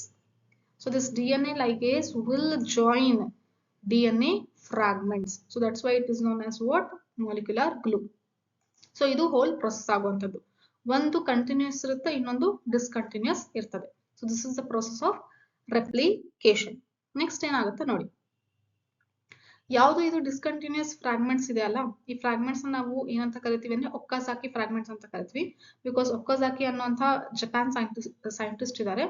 ಅವರು ಏನಂತ ಹೇಳಿದ್ರು, ಈ ರೀತಿ ಫ್ರಾಗ್ಮೆಂಟ್ ಆಗಿ ಪ್ರೊಸೆಸ್ ನಡೆಯುತ್ತೆ ಅಂತ ಹೇಳಿ ಹೇಳಿದ್ರು. ಹಂಗಾಗಿ ಅವ್ರು ಫಸ್ಟ್ ಟೈಮ್ ಹೇಳಿದ್ದು, ಹಂಗಾಗಿ ಆ ಫ್ರಾಗ್ಮೆಂಟ್ಸ್ ನ ಒಕ್ಕಾಜಾಕಿ ಫ್ರಾಗ್ಮೆಂಟ್ಸ್ ಅಂತ ಕೂಡ ನಾವು ಹೇಳ್ತೀವಿ. ಸೊ NCERT ಅಲ್ಲಿ ಕೊಟ್ಟಿರೋ ಪ್ರಕಾರ this blue one is template strand. Okay, so ಇದನ್ನ ನೋಡ್ಕೊಂಡ್ಬಿಟ್ಟು ಇನ್ನೊಂದು 5 ಪ್ರೈಮ್ ಟು 3 ಪ್ರೈಮ್ ಡೈರೆಕ್ಷನ್ ಆಗುತ್ತೆ. So this is always in continuous manner. But ಇಲ್ಲಿ 3 prime to 5 prime to 3 prime ಇರುವಂತ ಸ್ಟ್ರಾಂಡ್ ಅಲ್ಲಿ ಇಲ್ಲಿ ಏನಾಗುತ್ತೆ, ಇಲ್ಲಿ 5 to 3 ಆಡ್ ಮಾಡಕ್ ಬರಲ್ಲ, ಹಂಗಾಗಿ 3 to 5 ಬರುತ್ತೆ. ಸೊ 3 to 5 ಅಂತಂದ್ರೆ ಇದು ಈ ಡೈರೆಕ್ಷನ್ ಇಂದ ಆಡ್ ಮಾಡ್ತಾ ಬರಬೇಕು. ಸೊ ಈ ರೀತಿ ನೈಟ್ರೋಜನ್ ಬೇಸಸ್ ನ ಸಾರಿ ನ್ಯೂಕ್ಲಿಯೋಟೈಡ್ಸ್ ನ ಆಡ್ ಮಾಡಿರೋದಕ್ಕೆ ಫ್ರಾಗ್ಮೆಂಟ್ ಅಲ್ಲಿ ಆಗುತ್ತೆ. So that's why this discontinuous. ಓಕೆನಾ. So this is always blue colour ಏನಂತ ಕರಿತೀವಿ, ಪೇರೆಂಟಲ್ ಸ್ಟ್ರಾಂಡ್. ಇದು ಆಗಿರೋದು ಫಾರ್ಮೇಶನ್ ಆಗಿರೋದು ಯಾವುದು, ನ್ಯೂಲಿ ಸಿಂಥಸೈಸ್ ಸ್ಟ್ರಾಂಡ್. ನಾವು this is one DNA and this is another DNA. ಎರಡು DNA ಫಾರ್ಮೇಶನ್ ಆಯ್ತು. ಪೇರೆಂಟಲ್ DNA ಇಲ್ಲಿ ಎರಡಿತ್ತು, ಇದಕ್ಕೆ ಈ DNA ಗೆ ಒಂದು DNA ಸ್ಟ್ರಾಂಡ್ ಆಡ್ ಆಯ್ತು, ಈ DNA ಗೆ ಇನ್ನೊಂದು DNA ಸ್ಟ್ರಾಂಡ್ ಆಡ್ ಆಯ್ತು. ಸೊ ಒಂದು DNA ಇದ್ದಿದ್ದು ಈಗ ಎರಡು DNA ಕಾಪಿ ರೆಡಿ ಆಗಿದೆ. Now this whole process is going to take place in the cytoplasm of prokaryotes. But what about eukaryotes ma'am ಅಂತ ಕೇಳಿದಾಗ, eukaryotes ಅಲ್ಲಿ ರೆಪ್ಲಿಕೇಶನ್ ಪ್ರೋಸೆಸ್ ಆಗೋದು ಒಂದು ಸಪರೇಟ್ ಫೇಸ್ ಇದೆ. ಯಾಕೆ ಅಂತ ಅಂದ್ರೆ ಯೂಕ್ಯಾರಿಯೋಟ್ಸ್ ಅಲ್ಲಿ ಕಂಪಾರ್ಟ್ಮೆಂಟ್ಸ್ ಇದೆ, ಸುಮ್ಮನೆ ಖಾಲಿ ಸೈಟೋಪ್ಲಾಸಮ್ ಇಲ್ಲ, ಆರ್ಗನಲ್ಸ್ ಇದೆ, ಸ್ಪೆಷಲಿ ದಟ್ಟು ನ್ಯೂಕ್ಲಿಯಸ್ ಇದೆ, ನ್ಯೂಕ್ಲಿಯಸ್ ಒಳಗಡೆ ಜೆನೆಟಿಕ್ ಮೆಟೀರಿಯಲ್ ಇದೆ. ಓಕೆ, ಸೊ ಪ್ರೋಕ್ಯಾರಿಯೋಟ್ಸ್ ತರ ಖಾಲಿ ಜೆನೆಟಿಕ್ ಮೆಟೀರಿಯಲ್ ಸೈಟೋಪ್ಲಾಸಮ್ ಅಲ್ಲಿ ಇಲ್ಲ. ಸೊ ಇಲ್ಲೇನಿದೆ, ಪರ್ಟಿಕ್ಯುಲರ್ ಆರ್ಗನಲ್ ಇದೆ, ನ್ಯೂಕ್ಲಿಯಸ್ ಒಳಗಡೆ ಏನಿದೆ, ಈ ಜೆನೆಟಿಕ್ ಮೆಟೀರಿಯಲ್ ಇದೆ. ಸೊ ಈ ಜೆನೆಟಿಕ್ ಮೆಟೀರಿಯಲ್ DNA ಇದೆಲ್ಲ, ಇದು ಚೆನ್ನಾಗಿ ನೆಕ್ಸ್ಟ್ ಡಿವಿಷನ್ ನೆಕ್ಸ್ಟ್ ಜನರೇಷನ್ ಗೆ ಕರೆಕ್ಟ್ ಆಗಿ ಹೋಗ್ಬೇಕು ಅಂತ ಅಂದ್ರೆ ಸೆಲ್ ಡಿವಿಷನ್ ಪ್ರಾಸೆಸ್ ಆಗ್ಬೇಕು. ಸೊ ಸೆಲ್ ಡಿವಿಷನ್ ಪ್ರಾಸೆಸ್, ಒಂದು ಸೆಲ್ ಇಂದ ಇನ್ನೊಂದು cell ಆಗುವಂತದ್ದು cell division process. So cell division process ಅಲ್ಲಿ ಏನಾಗುತ್ತೆ ಅಂದ್ರೆ ಅದರಲ್ಲಿ ಮತ್ತೆ ಫೇಸಸ್ ಇದೆ. Cell cycle, cell division lesson ನೀವು ಫಸ್ಟ್ ಇಯರ್ ಬಯೋಮಾಲಿಕ್ಯೂಲ್ಸ್ ನೆನಪು ಮಾಡ್ಕೊಂಡ್ರೆ ನಿಮಗೆ ನೆನಪಾಗುತ್ತೆ. ಏನಂತ ಹೇಳಿ, G1 phase, G2 phase, G0 phase, S phase, interphase, M phase ಇದೆಲ್ಲ ನೆನಪಾಯ್ತಾ? ಸೊ ಅದರಲ್ಲಿ S phase ಅಂತ ಇದೆ. S phase ಅಂತ ಏನು, ಸಿಂಥೆಟಿಕ್ ಫೇಸ್. ಸೊ ಈ ಸಿಂಥೆಟಿಕ್ ಫೇಸ್ ಅಲ್ಲಿ ಏನಾಗುತ್ತೆ, DNA ರೆಪ್ಲಿಕೇಶನ್ ಪ್ರೋಸೆಸ್ ಆಗೋದು. ಸರಿನಾ. ಸೊ ಸಿಂಥೆಟಿಕ್ ಫೇಸ್ ಅಲ್ಲಿ DNA ರೆಪ್ಲಿಕೇಶನ್ ಪ್ರೋಸೆಸ್ ಆಗುತ್ತೆ. ಸೊ ಈಗ ಸಿಂಥೆಟಿಕ್ ಫೇಸ್ ಅಲ್ಲಿ ಏನಾಯ್ತು ಅಂದ್ರೆ, so this is one chromosome. ಈ ಕ್ರೋಮೋಸೋಮ್ ಅಲ್ಲಿ ಒಂದು ಕ್ರೋಮ್ಯಾಟಿನ್ ಇದೆ. ನಾವು ಡಿಸ್ಕಸ್ ಮಾಡಿದ್ವಲ್ಲ, ಕ್ರೋಮೋಸೋಮ್ ಆಗಿರೋದ್ರಿಂದ ಯಾವ್ದ್ರಿಂದ ಆಗಿದೆ, ಕ್ರೋಮ್ಯಾಟಿನ್ ಕಂಡೆನ್ಸೇಷನ್ ಆದ್ಮೇಲೆ.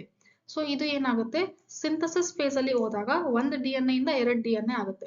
ಸೊ ಅವಾಗ ಒಂದು DNA, ಇಲ್ಲಿ ಒಂದು DNA ಇದೆ, ಈ ಒಂದು DNA ಇಂದ ಇನ್ನೊಂದು DNA ಬಂತು. But what we call this as 1N 1C ಅಂತ ಕರಿತೀವಿ. ಓಕೆನಾ. ಸೊ ಇದನ್ನ ಏನಂತ ಕರಿತೀವಿ, 1N 2C. C ಅಂತ ಅಂದ್ರೆ ಏನು, ಕ್ರೋಮ್ಯಾಟಿನ್. N ಅಂತ ಅಂದ್ರೆ ಏನು, ಪ್ಲಾಯ್ಡಿ. ಇದು ಹ್ಯಾಪ್ಲಾಯ್ಡ್. ಒಂದು ಕ್ರೋಮೋಸೋಮ್ ಅಷ್ಟೇ ಸೆಟ್ ಇದೆ, ಹಾಗಾಗಿ ಇದು ಹ್ಯಾಪ್ಲಾಯ್ಡ್ ಇದೆ. ಓಕೆನಾ. ಸೊ ಇನ್ನೊಂದು ಇದರ ಸೆಟ್ ಇಲ್ಲ, so that's why it is haploid. ಒಂದು ಕ್ರೋಮ್ಯಾಟಿನ್ ಇದೆ, 1C. ಇಲ್ಲಿ 2N ಅಂತ ಕರೀತಾ ಇಲ್ಲ, ಎರಡು ಕ್ರೋಮೋಸೋಮ್ ಅಲ್ಲ, ಇದು ಒಂದೇ ಕ್ರೋಮೋಸೋಮ್. ಯಾಕೆ ಇದನ್ನು ಒಂದು ಕ್ರೋಮೋಸೋಮ್ ಇದನ್ನು ಒಂದು ಕ್ರೋಮೋಸೋಮ್ ಅಂತ ಅಂದ್ರೆ, ಇಲ್ಲಿ ಸೆಂಟ್ರೋಮಿಯರ್ ಒಂದೇ ಇದೆ. The number of chromosome based on the number of centromere. If centromere is 1, then the chromosome is 1. ಒಂದು ಕ್ರೋಮೋಸೋಮ್, ಬಟ್ ಎರಡು ಏನಿದೆ, ಕ್ರೋಮ್ಯಾಟಿನ್ ಇದೆ.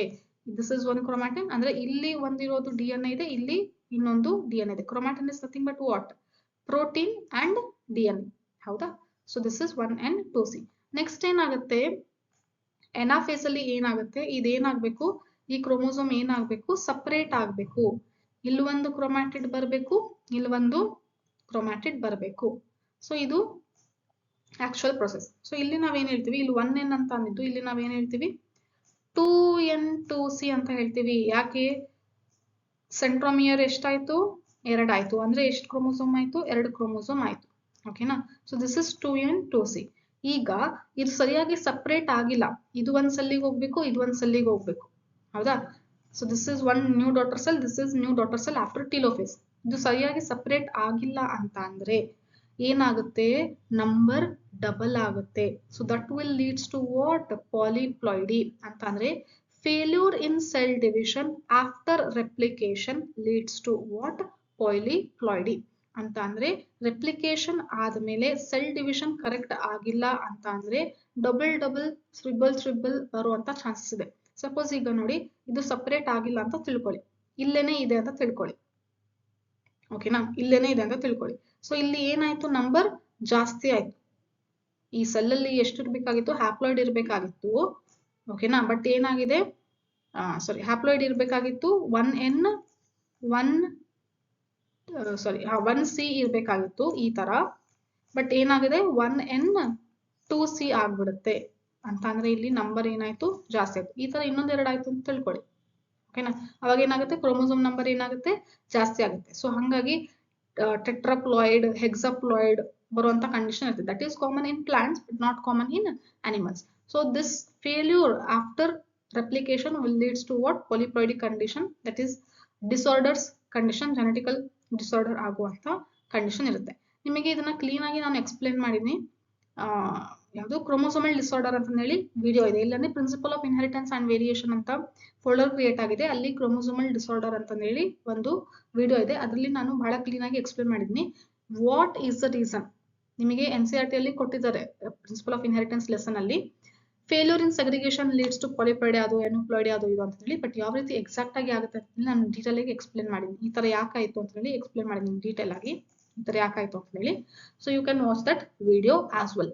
ಇನ್ the next video we will going to cover about complete transcription. ಓಕೆನಾ. ಅದಾದ್ಮೇಲೆ translation, genetic code ಎಲ್ಲ ಬೇರೆ ಬೇರೆ parts ಅಲ್ಲಿ ಕಂಪ್ಲೀಟ್ ಮಾಡಿ ಕೊಡ್ತೀನಿ. So stay tune. ಇದೇ ತರ ವಿಡಿಯೋಸ್ ನೋಡ್ತಾರೆ. ಯಾರು ಸಬ್ಸ್ಕ್ರೈಬ್ ಮಾಡಿಲ್ಲ, do subscribe, because my goal is to reach more students like you. ನೀವು ಸಬ್ಸ್ಕ್ರೈಬ್ ಮಾಡಿದ್ರೆ ಜಾಸ್ತಿ ಸ್ಟೂಡೆಂಟ್ಸ್ಗೆ ನನ್ನ ವಿಡಿಯೋ ರೀಚ್ ಆಗುತ್ತೆ. That is the only intention here. ಓಕೆನಾ. So do subscribe this video and share this video with your friends and in WhatsApp groups of your friends so that they will also watch. Okay. So I'll meet you in the next video. Stay tuned. Bye bye.